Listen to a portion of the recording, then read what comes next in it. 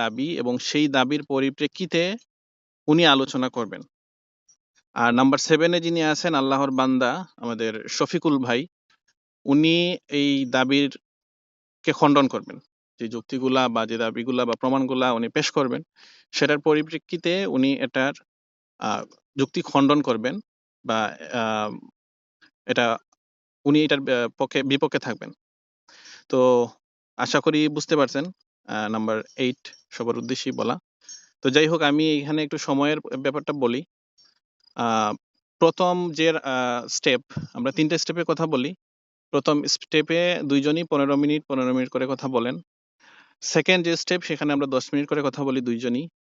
আর third স্টেপেও 10 minute করে কথা বলি, তাতে আলোচনার ডিসিপ্লিন থাকবে। আমি সর্বশেষে আমি আমি একটু বলি হ্যাঁ আমি একটু বলেন। বলি রাজ ভাই। আমার প্রথম রাউন্ডে বক্তব্য শেষ করতে 15 মিনিট লাগবে না 20 মিনিট লাগবে আমি এটা শিওর দিয়ে বলতে পারতেছি না। তো যত মিনিট লাগুক প্রতিপক্ষকেও ঠিক একই সময়টা দিবেন। তবে আশা করি 20 মিনিটের বেশি হবে না। আচ্ছা, সেটা শফিকুল ভাই শুনছে, এখন দেখি উনি কি বলে। শফিকুল ভাই বলেন। তাহলে আমরা 20 মিনিটে নেই, তারপরে 10 মিনিটে আসি, যেহেতু প্রথম আলোচনাটা আমরা খুব ইয়েভাবে না, আমি আমি জি, আমি এটাও বলতে অসুবিধা নাই, পারতেছি জি না 20 যে মিনিট আসলে নেন। এক্স্যাক্টলি 20 মিনিটই লাগবে। তো আমি বলতেছি যে আমার কথা যতক্ষণে নলেজ, শেষ হয় ঠিক ওই টাইমটাই ধরে রাখবেন আর কি। হ্যাঁ হ্যাঁ, অবশ্যই আমি এটা এখানে তো পিকে মানে দিয়ে রাখবো। আনলোডেবল হবে না। জি, 20 মিনিট হলে 20 মিনিটই নেন। হুম। আর মুস্তফা ভাই, হ্যাঁ, আমি আর কি হ্যাঁ বলেন, আপনি বলেন, শেষ আমার করেন। যে আমার যেই বক্তব্যটা আসে সম্পূর্ণ বক্তব্যটা আপনার আমার দিতে 20 মিনিটও লাগতে পারে আবার 15 মিনিটও শেষ হয়ে যেতে পারে। এখন আমি মানে একদম এক্স্যাক্টলি বলতে পারতেছি না কতক্ষণ লাগবে। হুম। তো আমি এটাই বলতেছি যে আমার বক্তব্য শেষ করতে যতক্ষণ লাগবে আপনাকেও ঠিক একই সময় দেওয়া হবে। না না, এইভাবে না মুস্তফা ভাই, আমি বলি এখানে, আমি সহজ যে বিষয়টা আমি এইভাবে বলি। যেমন আপনাকে 20 মিনিট সময় দেওয়া হয়েছে, আপনার বক্তব্য আপনি 20 মিনিটের ভিতরে যদি শেষ করতে পারেন ভালো, আবার 20 মিনিটে শেষ করলেও ভালো, 15 মিনিটে শেষ করলেও ভালো। আমি একইভাবে এখানে হুম। শফিকুল ভাইকেও 20 মিনিট সময় দিব। এখন উনি যদি 10 মিনিটে শেষ করে, এটা তার ব্যাপার। আবার 20 মিনিট সময় নিয়ে যদি উনি হ্যাঁ, হ্যাঁ, কথা বলে, এটা তার ব্যাপার। এটা হচ্ছে কথা। হ্যাঁ। ঠিক আছে? আচ্ছা। আলাদাভাবে এটা কাউকে সময় দেওয়াটা এটা হয় হয় না। তো দেখেন, আপনি 20 মিনিট, 10 মিনিট, 10 মিনিট ২ জন সময় পাবেন। 40 মিনিট, 40 মিনিট টোটাল। আচ্ছা। তারপরে আমরা সরাসরি প্রশ্ন উত্তর পর্বে আমরা যাব। পুতুল আপু, ওয়েলকাম, প্লিজ আসবেন। 10 খোলা আছে। আ আমরা সরাসরি প্রশ্ন উত্তর পর্বে যাব। ২ জনই সরাসরি প্রশ্ন উত্তরে যাবেন। তারপরে আমরা দর্শকদের, যারা এখানে দর্শকবৃন্দ আছেন, সম্মানিত যারা আছেন, সবার কোনো প্রশ্ন থাকলে আমরা প্রশ্নগুলা নিব। কিন্তু এই টপিক চলাকালীন সময়ে ২ জন আলোচক যখন কথা বলবেন, এর ভিতরে কোনো দর্শক কথা বলতে পারবেন না। আপনারা যখন যেই সময়টা নির্ধারণ করেছেন 40 মিনিট, 40 মিনিট, ৮০ মিনিট। এই ৮০ মিনিটের ভিতরে এখানে কেউ কোনো কথা বলতে পারবে না। শুধুমাত্র আপনারা ২ জন কথা বলবেন। আর কারো কোনো কথা থাকলে বা কোনো প্রশ্ন থাকলে ৮০ মিনিটের পর আমরা প্রশ্ন নিব। হুম। ঠিক আছে? আমি এখানে ২ জনের উদ্দেশ্যেই বলি, আমি এখানে পিকে ২০ মিনিট দিয়ে রাখতেছি। আপনারা এখানে যদি একটু ফলো রাখেন, তাইলে আপনাদের আলোচনা করতে সুবিধা হবে আরকি।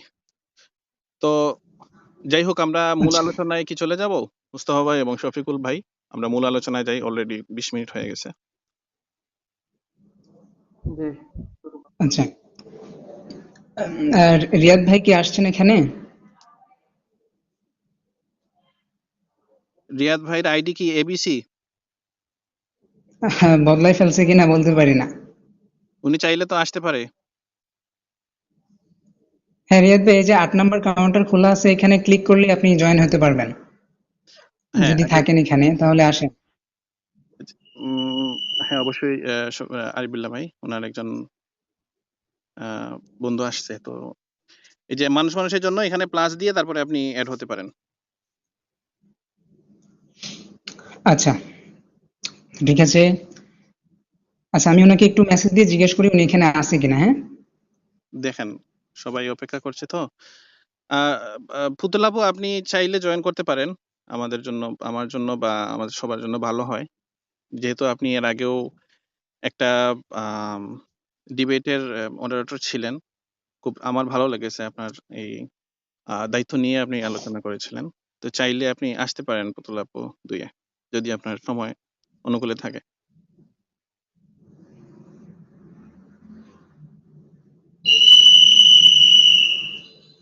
আচ্ছা, রাজ ভাই, আর যদি কোনো ধরনের নেটের সমস্যা হয়, কারো কথা শোনা না যায়, ওই সময়টা কাউন্ট হবে না, বলবেন যে আপনার কথা শোনা যায় না। যেখান থেকে শোনা যায় না আমি আবার সেখান থেকে পুনরায় বলবো। জি, জি, সেটা ঠিক আছে। যদি এরকম নেটওয়ার্কের সমস্যা থাকে তাহলে ধরেন 1 মিনিট, হ্যাঁ 1 মিনিট, 1.5 মিনিট, 2 মিনিট, এটা স্বাভাবিক। এটা সবাই মেনে নিবে। আচ্ছা, ঠিক আছে। তাহলে আমি পিকে দিচ্ছি, পিকের দিকে খেয়াল রাখবেন আর আপনার আলোচনা চালিয়ে যাবেন। ওকে।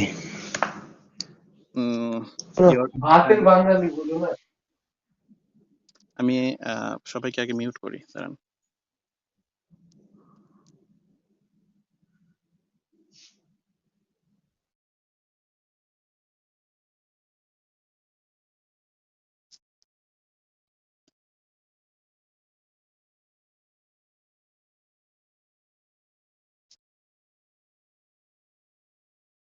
সাথে নিচে আছো? মুস্তফা ভাইয়ের মিউটটা খুলে দাও প্লিজ। হ্যাঁ, ধন্যবাদ। হ্যাঁ, ঠিক আছে। আমাকে শোনা যাচ্ছে? জি, জি, অবশ্যই শোনা যাচ্ছে। আপনার, দাঁড়ান আমি পিকে দিই। আমাকে টাইমটা শেষ হওয়ার আগে, টাইম শেষ হলে বলবেন নাকি আমি আমার বক্তব্য একেবারে শেষ করে তারপর বলবো যে শেষ? দেখেন এখানে পিকের মধ্যে টাইম দেওয়া আছে, দিব আমি এখানে 20 মিনিট, হ্যাঁ? খেয়াল রাখবেন। হুম। এই 20 মিনিট টাইম হওয়ার পর আচ্ছা। অটোমেটিক্যালি আপনার পিকেটা শেষ হয়ে যাবে। কত সময় আছে এটা এখানে লিখা থাকবে, এখানে কাউন্ট হবে। ঠিক আছে? হুম। ঠিক আছে? Your time start now. বলেন। ওকে। ওকে। হাই গাইস, আমি মুস্তফা আহমেদ, আপনাদের বন্ধু এবং ভাই। আপনাদের সকলকে জানাই শুভেচ্ছা ও অভিনন্দন। আশা করি আপনারা সবাই ভালো আছেন এবং আলোচনা উপভোগ করবেন। তো আজকে আমি এখানে কথা বলবো স্রষ্টার অস্তিত্বের বিপক্ষে। আমাকে ডিফেন্স করবেন আমাদের শ্রদ্ধেয় শফিকুল ভাই। তবে তর্ক করতে এসেছি জেতার জন্য নয় বা হারিয়ে দেওয়ার জন্য নয়, একমাত্র উদ্দেশ্য হচ্ছে সত্যটা জানার চেষ্টা করা। তো চলুন আমরা বেশি কথা বাড়াবো না, আমরা আমাদের মূল আলোচনায় চলে যাই। তো এখন হয় ইউনিভার্স অর্থাৎ মহাবিশ্বের কোনো বিগিনিং অর্থাৎ শুরু থাকবে, না হয় ইউনিভার্স অর্থাৎ মহাবিশ্ব ইটারনাল অর্থাৎ চিরন্তন হবে, অথবা হতে পারে ইউনিভার্স বা মহাবিশ্ব অন্য কোনো প্রাকৃতিক প্রক্রিয়ায় সৃষ্ট যা হয়তো আমরা জানি না। এখন প্রিন্সিপাল অফ কজুয়ালিটি অর্থাৎ কার্যকারণ নীতি অনুযায়ী সবকিছুর পেছনেই কারণ থাকতে হবে। এই নীতির উপর ভিত্তি করেই দাঁড়িয়েছে স্রষ্টার অস্তিত্বের পক্ষে বিখ্যাত কসমোলজিক্যাল আর্গুমেন্ট। তো সবকিছুর পেছনেই যদি কারণ থাকে তাহলে সেটা আমাদেরকে অসীমের দিকে নিয়ে যায়। তো আমি মূলত এইটাই দেখানোর চেষ্টা করব, আমাদের ইউনিভার্স বা মহাবিশ্ব ইটারনাল অর্থাৎ চিরন্তন হতে হবে। আর যদি তাই হয় তাহলে ঈশ্বর থাকার কোনোই প্রয়োজন নেই। তো চলুন আর্গুমেন্টটি দেখে নেই। আমার আর্গুমেন্টটি হচ্ছে ফর্মাল ডিডাকটিভ লজিক বা আর্গুমেন্ট। ডিডাকটিভ আর্গুমেন্টে যদি প্রস্তাবনা অর্থাৎ প্রেমিস সঠিক হয় তাহলে কনক্লুশন অবশ্যই সঠিক হবে। তো আমার আর্গুমেন্টের লজিক্যাল ফর্মটি modus ponens inference rules follow করবে। তো চলুন দেখে নেওয়া যাক আর্গুমেন্টটি। আমি প্রথমে ইংরেজিতে বলবো, তারপর এটার বাংলা করে দেব। তো আমার ফার্স্ট প্রেমিস হচ্ছে, if the universe is eternal or if infinite regress is possible then God does not exist. এবং সেকেন্ড প্রেমিস হচ্ছে, the universe is eternal or infinite regress is possible. এখন কনক্লুশন হচ্ছে therefore God does not exist. অর্থাৎ আমার প্রথম premise বলছে যদি মহাবিশ্ব চিরন্তন হয় বা ইনফিনিট রিগ্রেস পসিবল হয় তাহলে ঈশ্বরের অস্তিত্ব নেই। প্রেমিস 2 বলছে মহাবিশ্ব চিরন্তন এবং ইনফিনিট রিগ্রেস পসিবল, অতএব কনক্লুশন হচ্ছে ঈশ্বরের অস্তিত্ব নেই। আমি আমার আর্গুমেন্টটা একটু ক্লিয়ার করে দিই যাতে আপনারা আরো সহজভাবে বুঝতে পারেন। ইউনিভার্স অর্থাৎ মহাবিশ্বকে ইটারনাল অর্থাৎ চিরন্তন বা অসীম বলে কি বোঝাতে চাচ্ছি তা তো আপনারা বুঝতেই পারছেন। ইনফিনিট রিগ্রেসের বিষয়টা একটু বুঝিয়ে বলি। ইনফিনিট রিগ্রেস মানে হলো কোনো কিছুর কারণ যদি অন্য কোনো কিছুর দ্বারা সৃষ্ট হয় তবে সেই কারণেরও একটি কারণ থাকতে হবে এবং এইভাবে কারণের একটি ধারাবাহিক অসীম সিকোয়েন্স তৈরি হয়। ইনফিনিট রিগ্রেস হলো একটি ধারাবাহিক কারণের অব্যাহত সঞ্চালন, যেখানে প্রতিটি কারণের জন্য একটি পূর্ব কারণ দরকার হয়। এটি একটি অসীম সিরিজ তৈরি করে যেখানে শেষ কারণ পাওয়া যায় না। যেহেতু বিষয়টাই অসীম, বা ইনফিনিট, তাই শেষ কারণ পেতে চাওয়াটাও বোকামি। এখন আপনারা সকলেই আমার ফার্স্ট প্রেমিসের সাথে একমত হবেন যে হ্যাঁ, যদি মহাবিশ্ব চিরন্তন হয় বা ইনফিনিট রিগ্রেস পসিবল হয়, তাহলে ঈশ্বরের অস্তিত্ব নেই। কারণ যেহেতু মহাবিশ্বের কোনো শুরু বা সৃষ্টিই হয়নি, তাই মহাবিশ্বকে শুরু বা সৃষ্টি করার জন্য কোনো শুরুকারী বা স্রষ্টা থাকারও প্রয়োজন নেই। যেহেতু মহাবিশ্ব সবসময় ছিল, তাই মহাবিশ্বকে উৎপত্তিতে আনার জন্য কাউকে কিছু করতে হবে না। অতএব মহাবিশ্বের যদি শুরু না থাকে, মহাবিশ্ব যদি সৃষ্টি না হয়, বা যদি এমন হয় যে এটি সবসময় ছিল, তাহলে এখানে ঈশ্বরের কোনো প্রয়োজনই নেই। যেহেতু ঈশ্বরের অস্তিত্ব প্রথম কারণের উপর নির্ভরশীল, এখন যদি শুরুই না থাকে, আপনি প্রথম কারণ আবার পাবেন কই? ঠিক আছে, অলরাইট, মুভিং অন। এখন আপনারা হয়তো আমার সেকেন্ড প্রিমিসের সাথে দ্বিমত করতেই পারেন যে ইউনিভার্স অর্থাৎ মহাবিশ্ব ইটারনাল অর্থাৎ চিরন্তন বা ইনফিনিট রিগ্রেস পসিবল, তা আমি মানি না। কোনো সমস্যা নেই। তো আমি এখন আমার এই আর্গুমেন্টের আরেকটা সাপোর্টার আর্গুমেন্ট দেব, যেটা আমার প্রথম আর্গুমেন্টের এই সেকেন্ড প্রেমিসটাকে, অর্থাৎ ইউনিভার্স যে ইটারনাল বা ইনফিনিট রিগ্রেস যে পসিবল, এটাকে এস্টাবলিশ করবে। তো আমার সেকেন্ড আর্গুমেন্ট হচ্ছে first premise, if continuity behind class exist then the universe is eternal. Second premise, continuity behind a class exist, অতএব conclusion therefore the universe is eternal। অর্থাৎ আমি যদি এটাকে বাংলা করে দিই, আমার আর্গুমেন্ট বলছে প্রিমিস এক, যদি ক্লাসের পিছনে ধারাবাহিকতা বিদ্যমান থাকে, তাহলে ইউনিভার্স অর্থাৎ মহাবিশ্ব ইটারনাল। আমার প্রিমিস দুই বলছে ক্লাসের পিছনে ধারাবাহিকতা বিদ্যমান, উপসংহার অতএব ইউনিভার্স অর্থাৎ মহাবিশ্ব ইটারনাল বা চিরন্তন। এখন এখানে ক্লাস বলতে কি বোঝাচ্ছি তা একটু ক্লিয়ার করে দিই। ক্লাস বলতে বোঝাচ্ছি যে কোনো কনক্রিট অবজেক্ট, অর্থাৎ মহাবিশ্বে বিদ্যমান যে কোনো কিছু, সেটা হতে পারে চন্দ্র, সূর্য, পৃথিবী, মানুষ, গাছপালা, পাহাড়, পর্বত, নদী, নালা, যে কোনো কিছু, সবকিছুই অস্তিত্বে আসার পেছনে ধারাবাহিক কারণ বিদ্যমান। ধারাবাহিক কারণ বলতে বোঝাচ্ছি, যেমন ধরেন ক এর কারণ হচ্ছে খ, খ এর কারণ হচ্ছে গ, গ এর কারণ হচ্ছে ঘ, ঘ এর কারণ হচ্ছে উম, এভাবে চলতেই থাকবে, ধারাবাহিক একটা কারণ থাকতেই হবে। তো আমার এই আর্গুমেন্ট বলছে যে অস্তিত্বশীল বা বিদ্যমান সবকিছুর পেছনে যদি কারণের একটি ধারাবাহিকতা বিদ্যমান থাকে, তাহলে ইউনিভার্স অর্থাৎ মহাবিশ্ব ইটারনাল। তো আমরা বাস্তবেই দেখতে পাচ্ছি যে অস্তিত্বশীল বা বিদ্যমান সবকিছুর পেছনেই কারণের একটি ধারাবাহিকতা বিদ্যমান থাকে। অতএব ইউনিভার্স অর্থাৎ মহাবিশ্ব ইটারনাল বা চিরন্তন বা অসীম বা ইনফিনিট। এবার আসেন, আস্তিকরা ইনফিনিট রিগ্রেস সমস্যা এড়ানোর জন্য যে সমাধান নিয়ে আসে আমাদের আস্তিক ভাইরা, সেটাই কিভাবে ইনফিনিট রিগ্রেস বা ইউনিভার্সের ইটারনিটি প্রমাণ করে তা দেখি। আস্তিক ভাইরা বলেন, যেমন ইমাম গাজ্জালি বলেছেন যে কোনো কিছুর অস্তিত্বের পেছনের কারণ অসীম পর্যন্ত চালিয়ে যাওয়া অসম্ভব, তাই মহাবিশ্ব অসীম বা ইনফিনিট হতে পারবে না। অতএব অবশ্যই এর একটি শুরু থাকতে হবে এবং এর শুরুর একটি কারণও থাকতে হবে, আর সেই কারণটিই হচ্ছে ঈশ্বর। আমি বলি, ঠিক একই যুক্তিতে স্রষ্টাও অনাদি অনন্ত হতে পারে না। যদি স্রষ্টাকে অনাদি অনন্ত বলে স্বীকার করেন, আবার একই সাথে মহাবিশ্বকে ইনফিনিট মেনে নিতে অস্বীকার করেন, তাহলে আমাকে বলে দেন যে স্রষ্টা বা ঈশ্বর ঠিক কবে থেকে বিদ্যমান, ঠিক কবে থেকে অস্তিত্বশীল, কখন থেকে বিদ্যমান বলে দিবেন। আবার সবকিছুর পেছনেই কারণ আছে বলে পেছাতে পেছাতে স্রষ্টার কাছে গিয়েই হঠাৎ থেমে যান কেন? কেন স্রষ্টার পেছনের কারণ খোঁজ করেন না? এখন বলবেন যে স্রষ্টা হচ্ছে অকারণ কারণ, স্রষ্টার কোনো কারণ নেই, স্রষ্টার কোনো শুরু নেই।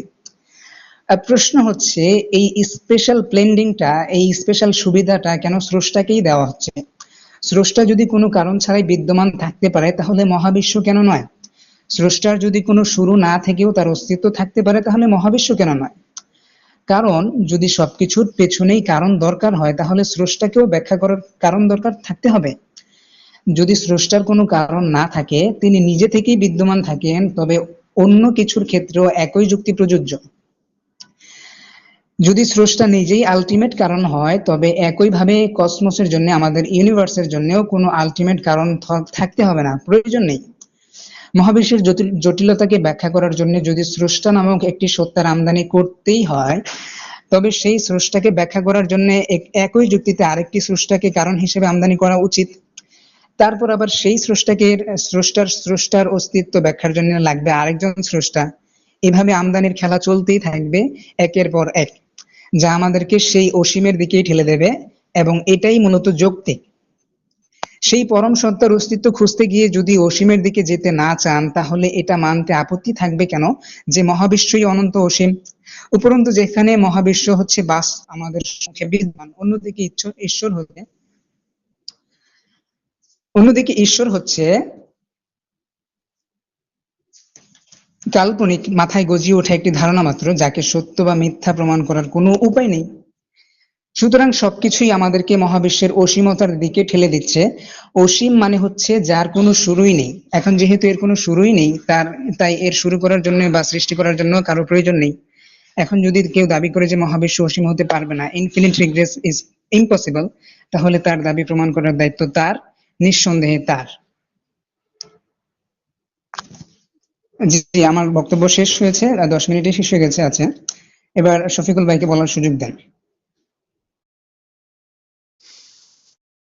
জি, ধন্যবাদ মুস্তফা ভাই আপনার মূল্যবান বক্তব্য দেওয়ার জন্য। আচ্ছা শফিকুল ভাই, আপনার সময় 20 মিনিট। 20 মিনিটের ভিতরে চাইলেও আপনি শেষ করতে পারেন, আবার পুরো 20 মিনিটই বলতে পারেন। আমি পিকেটা দিয়ে রাখছি, সেই জন্য আর কি, যাতে আপনার সুবিধা হয়, টাইমটা খেয়াল রাখতে পারেন। শফিকুল ভাই আছেন? জি, আছি। জি, মহান রবের প্রশংসা আদায় করে মোহাম্মদ আরবি সাল্লাম পাঠ করে আমার বক্তব্য শুরু করছি। ওয়েট শফিকুল ভাই, আপনার এটা একটু ক্লিয়ার করেন, একটু অস্পষ্ট আর কি কথাগুলা। আচ্ছা, এখন শোনা যাচ্ছে? হ্যাঁ, শোনা যাচ্ছে, কিন্তু একটু একটু স্পষ্ট। যাই হোক, সমস্যা নেই, বোঝা যাবে আশা করি। আমি আপনার 20 মিনিট সময় এখানে পিকে দিয়ে রাখছি। ওয়েট।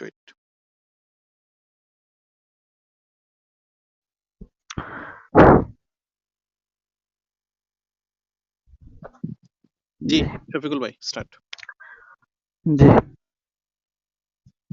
আমার বিজ্ঞ কর্তৃপক্ষ স্রষ্টার অস্তিত্ব নাই, এই ব্যাপারে তিনি মূলনীতি নিয়ে আসলেন, কিন্তু কোন কিতাবের কথা ছিল বইয়ের পৃষ্ঠা নাম্বার এবং কোন বই থেকে নিয়ে আসছেন সেটা নিয়ে আসা, কিন্তু উনি একবার নিয়ে আসেন নাই। যাক, এরপরে আসি, উনি দুইটা উসুল বলছেন, দুই উসুলের মধ্যে মানে পৃথিবীকে, মহাবিশ্বকে অনাদি প্রমাণ করার চেষ্টা করছেন, এবং উনি তাসাউসুল, যাতে এই বাংলায় বলা হয় ধারাবাহিক চলতে থাকা, কারণের পর কারণ, যে উসুল উনি বলছেন। তো এই দুই উসুলের ক্ষেত্রে আমি আসি। এখন আমরা জানি যে কোনো জিনিস গবেষণালব্ধ জ্ঞানের কারণে আগে যে মোকদ্দমা দেওয়া লাগে তার উপর কোনো মানে সে মোকদ্দমা সত্য কিনা এটা প্রয়োজন দরকার। উনি যেই নিয়ে আসছেন যে মহাবিশ্ব কদিন চিরন্তন, চিরন্তন হইতে হইলে সবার সাথে যে সত্য তার কোনো পরিবর্তন কোনো কিছু হতে পারবে না, কিন্তু আমরা দেখতে পাচ্ছি সুস্পষ্ট চক্ষু দিয়ে স্পষ্ট দেখতে পাচ্ছি যে এর পরিবর্তন হচ্ছে। তার মানে পরিবর্তন হওয়া এবং কদিম হওয়া, চিরন্তন হওয়া, এর দুইটা পরিপূর্ণ বিপরীত, এবং কখনো বৈপরীত্য বিষয়ে সাব্যস্ত করা কখনো সম্ভব না। যেই কারণে এই উসুলটা হয়ে গেল জায়েদ চাঁদ, চাঁদ আলো দেয় তাই আমিও চাঁদের মতো, মানে জায়েদ আলো দেয়, তো এই ধরনের ভুল যুক্তি, যেই কারণে এই যুক্তি বাতিল, যে কারণে চিরন্তন হবে না। এবং এই যুক্তি হলো, এটা হলো আপনার আল মিরকাত, সারে মিরকাত, আল ইফাদা 2 নম্বর উসুল অনুযায়ী, 2 নম্বর ভ্রান্ত উসুল অনুযায়ী ভ্রান্ত। এরপরে আসি, উনি বলতে চাইছেন তাসাউসুল। দেখেন, তাসাউসুলের ব্যাপারটা হলো বস্তুর উপরে, বলি বস্তুর উপরে তাসাউসুল আসা, কারণ আসা, এটা আশিকের উপরে, বস্তুর উপরে। এখন ব্যক্তি যারা এটা বলছে, এটা তৈরি করছেন, তারা এই আর্গুমেন্টটা তৈরি করছে বস্তুর উপরে, এটা স্রষ্টার উপরে কিভাবে যাবে? মানে আমি হুকুম করলাম যে মানুষ কথা বলে, এখন বললাম এটাতে যাই আমি এটা বাঘেও কথা বলবে এই জন্য, মানে এই হুকুম লাগাই দিলাম, এরকম একটা বিষয়। এই তাসালসুলটার হুকুমটা হলো শুধুমাত্র বস্তুর উপরে, তাই না? স্রষ্টার উপরে কিভাবে যাবে? আশ্চর্যজনক যুক্তি। এই যুক্তিও বাতিল। মানে এটা হলো জায়েজ চাঁদ, মানে এই যে প্রথম যে তার কারণ বলছে, এই কারণটাই বাতিল। যেই কারণে তার এই যুক্তি কোনোভাবেই গ্রহণযোগ্য নয়। এই যুক্তি গ্রহণযোগ্য নয়, কারণ আল ইফাদা শরে আল মিকাতের ২ নম্বর উসুল অনুযায়ী ওনার এই উসুলও বাতিল। এরপর আসি, উনি আরো কিছু কারণ বলতে চাইছেন যে স্রষ্টা থাকতে হইবে অনর্থক, মানে কাল্পনিক। এটা হইতে হলে কাল্পনিক। এই কথাটাও আর একটা কাল্পনিক। কারণ মানুষের জ্ঞান অর্জন হয় আকলের মাধ্যমে। আমরা জানি সমস্ত ফিলোসফিরা, সমস্ত দার্শনিকরা সবাই মান্য নিতে বাধ্য আকল থেকে। আর আমরা জানি আকল দ্বারা সুস্পষ্ট প্রমাণিত, আকল দ্বারা সেটা হলো আপনার 96 এটা হলো আল ও 106 124 নম্বর পৃষ্ঠা এবং 28 এবং 30 নম্বর পৃষ্ঠায় আল ইফাদার দালালাতের অধ্যায়, এইখানে সুস্পষ্ট ইফাদা দালালাতে গয়রে লফজিয়া ওয়াজিয়া, মানে যেটা মানে বস্তুগত গঠন ব্যতীত যে বস্তু যদি অজিয়া দ্বারা, মানে যেটা দ্বারা দালালত বোঝায়, মানে একটার দ্বারা অন্য একটি বিষয় বোঝানো হয়, যেটা দ্বারা আকলে জ্ঞান অর্জন হয়, এমন একটা বিষয়বস্তু এই উসুল দ্বারা সুস্পষ্ট প্রমাণিত যে সৃষ্টি আছে, অবশ্যই স্রষ্টা আছে। সৃষ্টি বস্তু আছে, অবশ্যই স্রষ্টা থাকা আবশ্যক। স্রষ্টা না থাকলে সৃষ্টিও থাকবে না।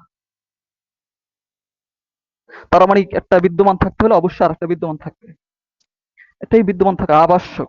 আর বিদ্যমান না থাকলে এই পৃথিবী থাকা, এই মহাবিশ্ব থাকার কোনো মানেই থাকবে না।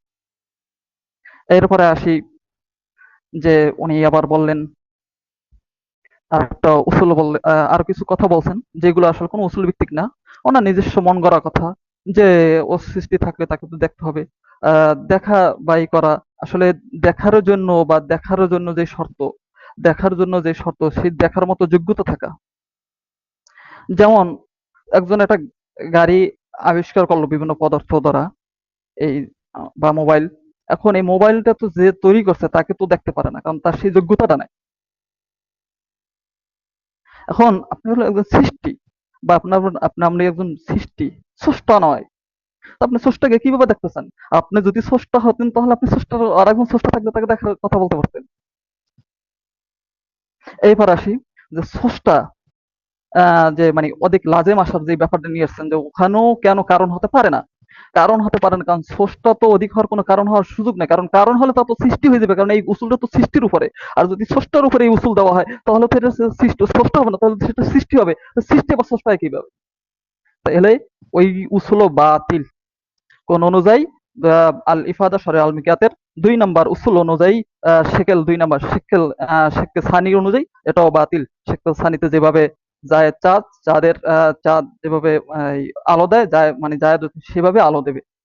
তার মানে এই যে একটা মানে মিথ্যা, মানে নিজের মন গড়া একটা উসুল তৈরি করা, এবং এটাও এই ধরনের একটা মিথ্যা উসুল, মানে নিজস্ব মন গড়া উসুল, যেটার কোনো ভিত্তিই নাই। যদি এটার ভিত্তি থাকতো, যদি এটার কোনো একটা ব্যক্তি দেখাইতে পারতো, তাহলে এটা একটা মানা যেত, বা এই ধরনের কোনো দার্শনিকদের কোনো উক্তি থাকতো। কিন্তু আসলে এই ধরনের কোনো কথাই নাই, এবং এই ধরনের ক্ষেত্রে তাদের কোনো কথা নাই। এরপর আসি আমার প্রতিপক্ষ ভাই আরো যে বিষয়গুলো বলছেন, যে স্রষ্টা নেওয়ার ক্ষেত্রে উনি ২টি উসুল দিয়েছেন, আর বাকি অন্যান্য যে কথাগুলো বলছেন সেগুলো তার ব্যক্তিগত কথা বলছেন। তো আমি সেই ব্যক্তিগত কথা তো ধরার কোনো সুযোগ নেই, কারণ ওটা তো ব্যক্তি কথা, ওটা তো এরকম কথা যে ভাই তাল গাছ বড়টা আমার, তাল গাছ বড়টা আমার, তাল গাছ বড়টা আমার। তো সেভাবে আমিও বললাম স্রষ্টা আছে, স্রষ্টা আছে, স্রষ্টা আছে। কি কারণ? কারণ সৃষ্টি থাকা আবশ্যক, এই জন্য সৃষ্টি আছে, স্রষ্টা থাকতে হবে, সৃষ্টি আছে, স্রষ্টা থাকতে হবে। এটা একটা এই ধরনের কথা হয়ে গেল। এবার আসি ওনার যে উসুল ২টা রদ করা, আমি ওনার বইয়ের উসুল অনুযায়ী, কিতাবের উসুল অনুযায়ী আমি ওনার ২টা বিষয় রদ করছি, ২ প্রশ্ন উত্তর দিছি। বাকি আমার একটা প্রশ্ন, যদি স্রষ্টাই না থাকে, ওনার কথা হলো অনুযায়ী, ওনার যে আর্গুমেন্ট, মানে উনি যেটা বলতে চাইতেছেন বারবার যে চিরস্থায়ী থাকবে, তাহলে এটা কেন বর্ধনশীল কেন হয়? পৃথিবী মহাবিশ্ব বর্ধন ক্রমণশীল কেন হয়? এরপরে সৃষ্টিজীবীর উপরে কেন কারণ থাকতে হয়, সেখানে কেন নিজে নিজে চলতে পারে না? যদি স্বয়ং মূল বস্তুই অস্তিত্ব থাকার জন্য কোনো কারণ প্রয়োজন নেই, মানে চিরন্তন হতে পারে, তাহলে কেন সৃষ্ট বস্তু কেন চিরন্তন হবে না? প্রশ্ন। কেন চিরন্তন হবে না? প্রশ্ন। সৃষ্টি বস্তু যদি মহাবিশ্ব যদি চিরন্তনই হয় তাহলে সে কেন বর্ধনশীল হবে? এটাও একটা প্রশ্ন। দ্বিতীয় প্রশ্ন, যদি মানে স্রষ্টাই না থাকে তো সৃষ্টি তো চিরস্থায়ী থাকার কথা, মানে তার মৃত্যু হওয়ার কোনো প্রয়োজন ছিল না, মানে তার মৃত্যু হওয়া বা তার কোনো ধ্বংস হওয়া, তিনি এই মহাবিশ্বের ধ্বংস হওয়া, এগুলো তো ঘটনা ঘটতই না। এবং কেন ঘটে? 2 নম্বর প্রশ্ন। 3 নাম্বার আমাকে আরো একটি প্রশ্ন, সেটা হলো উনি বলতে চাইতেছেন যে পৃথিবী এমনি চলতে পারে। এই এমনি চলতে পারলে তাহলে মানে আবার কারণটা আসে কিসের? এই কারণটা আসবে কেন? এমনি সব চলবে, কেন এই কারণ আসবে? 3 নম্বরের কথা আরো একটা প্রশ্ন, 4 নাম্বার প্রশ্ন, যে যদি আপনি বলেন যে ভাই ওই কিছুর জন্য কারণ আর ওই কিছুর জন্য কারণ আসবে না, ভাই যেটা মৌলিক বিষয়, মূল মূল হাকিকত, সেইখানে যদি কারণ না থাকে তাহলে পুরোটাই কেন কারণ আসবে? আমারও একই প্রশ্ন ওনাকে। হ্যাঁ, যেটি মানে মূল অস্তিত্বের সময় এই থেকে তার চলনে ফিরনের ক্ষেত্রে, যেটা তো সাধারণ ব্যাপার, এটা তো এমনি চলতে পারতো, এই জায়গায় কারণ লাগবে। আর একটা নাম্বার কথা হলো যে যদি এই মহাবিশ্ব যদি চিরন্তনই হয়, মহাবিশ্ব যদি চিরন্তনই হয়, তাহলে গবেষণালব্ধ জ্ঞানে যে বলছে এটা বৃদ্ধি পায়, কখনো কমতি হয়, এইটা কিভাবে হলো? তাহলে এটা মিথ্যা। আমার এই 7টা প্রশ্ন। এর উপরে এখন আমি একটু আলোচনা করি। ওনার এই আর্গুমেন্ট নিয়ে আবার একটু আলোচনা করি। সেটা হলো উনি একটা আর্গুমেন্ট দিয়েছেন যে পৃথিবী অনাদি থাকতে হবে। নাস্তিকদের যেই দাবি, পৃথিবী অনাদি, কিন্তু বিজ্ঞান বলে, আপনারা সবাই জানেন, আহ, বিজ্ঞান বলে যে এটা কি, যে পৃথিবী বর্ধনশীল এবং পৃথিবী সৃষ্টশীল, এবং সে মহাবিশ্বের এর মধ্যে, মহাবিশ্বরের মধ্যে সৃষ্টি হয়েছে। বিজ্ঞান বলে সৃষ্টি আছে, আর দার্শনিক বলে এই এটা হলো আপনার বিশাল, মানে চিরন্তন, সে মানে কখনোই ধ্বংস হবে না, সে চিরন্তন কদিম। এই কথার কতটুকু যুক্তিযুক্ত, কতটুকু এই যুক্তিটা সঠিক হতে পারে, তা আপনাদের সকলের বিবেচনার বিষয়। কিভাবে সঠিক হবে? কারণ যার মূল ব্যক্তিটাই সঠিক না, কারণ সে একটা ধারণা করছে, কি ধারণা? যে ধারণার মূল ভিত্তি ঠিক নেই। কেন? যে পৃথিবী আমি তো দেখছি যে আছে, এই জন্য হয়ে গেছে, কিন্তু এই যে মূল কারণটা, এই কারণটাই সঠিক না, যেই কারণে তার এই উসুলও সঠিক নয়। এর উপরে আসি, তিনি যেই আবার আর্গুমেন্ট দিতে চাইতেছে যে আমাদের মানে বলতে চাইতেছেন যে তাসাউসুলের যে এটা বাতিল করছেন, এই ক্ষেত্রে উনি গাজালির নাম দিয়ে বলছেন যে গাজালি সাহেব তাসাউসুল মানতে চান না। আর তাসাউসুল মানার তো কোনো মানি নাই, কারণ কোন কারণের প্রত্যেকটা বিষয়ের কারণের কারণ থাকা, এটা তো পৃথিবীর কোনো বিষয় ঘটে না। কারণ মানুষ একটা গাড়ি সৃষ্টি করছে, তার মানে মানুষের মানে এই যে একটা সীমানা আছে, সবার একটা শেষ আছে। কোনো জায়গায় এরকম নাই অসীম হয়, অসীম হওয়ার কোনো সুযোগই নেই। কারণের কারণ হওয়ার কোনো সুযোগই নেই, কারণ স্রষ্টা আছে, তার মানে কি শেষ আছে। আর সৃষ্টি আছে মানে কি স্রষ্টা আছে, আর স্রষ্টা আছে মানে কি ইয়ে ইয়েতে স্রষ্টা সৃষ্টি করছেন, তার মানে এটা শেষ আছে, তার মানে এটা তাসাউসুল আসার কোনো সুযোগই তো নাই। তো এটা বাতিল, তো এটা অটোমেটিকই বাতিল। তো এটার আবার উনি মানে ব্যর্থ চেষ্টা করছেন, এ কথাটার কোনো যৌক্তিকতা নাই। কারণ পৃথিবীতে কোনো কাজই মানে এইভাবে তাসাউসুল নাই, কোনো কাজই তাসাউসুল নাই। সবেরই আহ, নব নব আবিষ্কৃত আছে, নব প্রস্তুতিত আছে, সবই আহ, আবার হয়, নতুনত্ব হয়ে আসে। তো নতুনত্ব আসলে তো কারণ আর কারণ থাকলো না, তো নতুনত্ব আসছে। তো যেই কারণে কারণ থাকা মানে অনাদি কারণের কারণ থাকা, এই কথাটা বা এই উসুলটাই সঠিক না, এই আর্গুমেন্টটাই সঠিক না, বা এই মূলনীতিটাই সঠিক না। এই মূলনীতিটাই ভুল। এটা কাজের নিকট, এটা হ্যামিল্টন ও ম্যানসনের নিকট, হালবার্ট ও স্পেন্সার রাইলস খোদা এই যে মানে দার্শনিক আছেন, এবং লেটজের ওনার কাছেও এবং লাইবানিটাসেরও নিকটও এদের সবাই এই যে দার্শনিক আছেন এবং তাফতাজানি ওমর তাফতাজানি এবং আবুল খায়ের সাদ দার্শনিক এবং আজহারুল ইসলাম দার্শনিক আরো অনেক দার্শনিক আছেন যাদের নিকটে সব বাতিল, এই তাসালসুল বাতিল, এটা কোনো যৌক্তিক উসুলই না। যে কারণে এইটা দ্বারা কেউ যুক্তি দিলে এটা তো গ্রহণ করাই হবে না। এবার আপনি কোনো শক্তিশালী দলিল নিয়ে আসুন, যেই যুক্তিতে আগে মোকদ্দমা সঠিক আছে, কারণ সঠিক হবে আপনার, এটা নিয়ে আসেন, উসুল আগে ঠিক নিয়ে আসেন, এরকম একটা উসুল দেন। আপনাকে আমি আগে 5টা প্রশ্ন করছি, এখন আরো একটা দিয়ে দিলাম 6টা। সেগুলো এমন একটা উসুল দেবেন যেটা আসলে যৌক্তিক, প্রথমত মূল কারণটাই যৌক্তিক আছে, তো আপনার মূল কারণটাই যৌক্তিক না, তার মানে এটা গ্রহণযোগ্য না। এরপরে আসি, আপনি আমাকে আরো কিছু বলছেন যে কথাগুলো আসলে সেগুলো তো হাওয়াই তাকরির, যেগুলো হাওয়াই তাকরির হিসেবে আমি এগুলোর কথা উত্তর দেবো না, কারণ হাওয়াই তাকরির তো হাওয়াই তাকরির। আর 2টা উসুল বলছেন, ঠিক আছে, যেগুলো উসুল হিসেবে কত কিতাবি ব্যবহার হচ্ছে বা যে কিতাবের ব্যবহার আছে, এই 2টা আমি আপনাকে উত্তরে দিলাম। আর বাকি যেই বিষয় আপনি বলছেন যেগুলোর ক্ষেত্রে কোনো উসুল মানে কোনো কিতাবে পাওয়া যায় না, যেগুলোর ব্যাপারে কোনো দার্শনিকদের কিতাবে বা ফিলোসফি কোনো কিতাবে এই ব্যাপারে কোনো আলোচনা নাই বা এই ব্যাপারে কোনো উসুল সঠিক উসুল না, যেহেতু সঠিক উসুল না, যেহেতু সে ব্যাপারে কোনো উসুল আলোচনা করার মানে হয় না। এবার ওনার কাছে আমার 6টা প্রশ্ন রেখে এবার আমি ওনাকে আমার বক্তব্য ছেড়ে দিলাম, উনি ওনার বক্তব্য বলতে পারেন 6টা উত্তর সহকারে। আচ্ছা, ধন্যবাদ। নির্ধারিত সময়ের আগেই আমাদের শফিকুল ভাই ওনার বক্তব্য শেষ করেছেন এবং কিছু প্রশ্ন উনি রেখেছেন আমাদের মুস্তফা ভাইয়ের। তো সাথে একটু ওই মুস্তফা ভাইয়ের মিউটটা খুলে দাও, আমি তো ওনার না।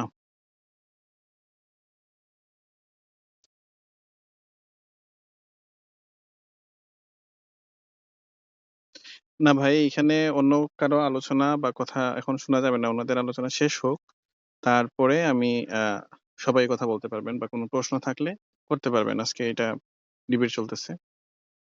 সাথে আছো?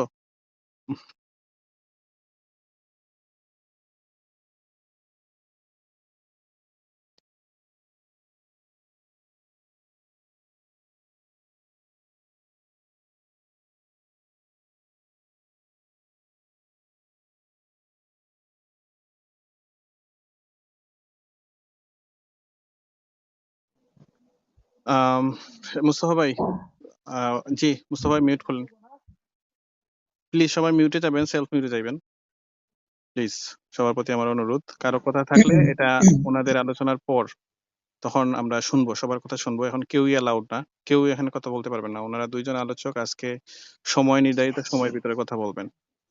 আহ মুস্তফা ভাই, ঠিক আছে, আপনার সময় কি দিব এখন? জি, এখন আর কোনো সময় চলবে না, এখন খোলাখুলি প্রশ্ন উত্তর হবে। না না, 10 মিনিট করে তো দেওয়া হবে, এটা তো প্রথমে বললাম, আপনি মনে হয় খেয়াল করেন নাই।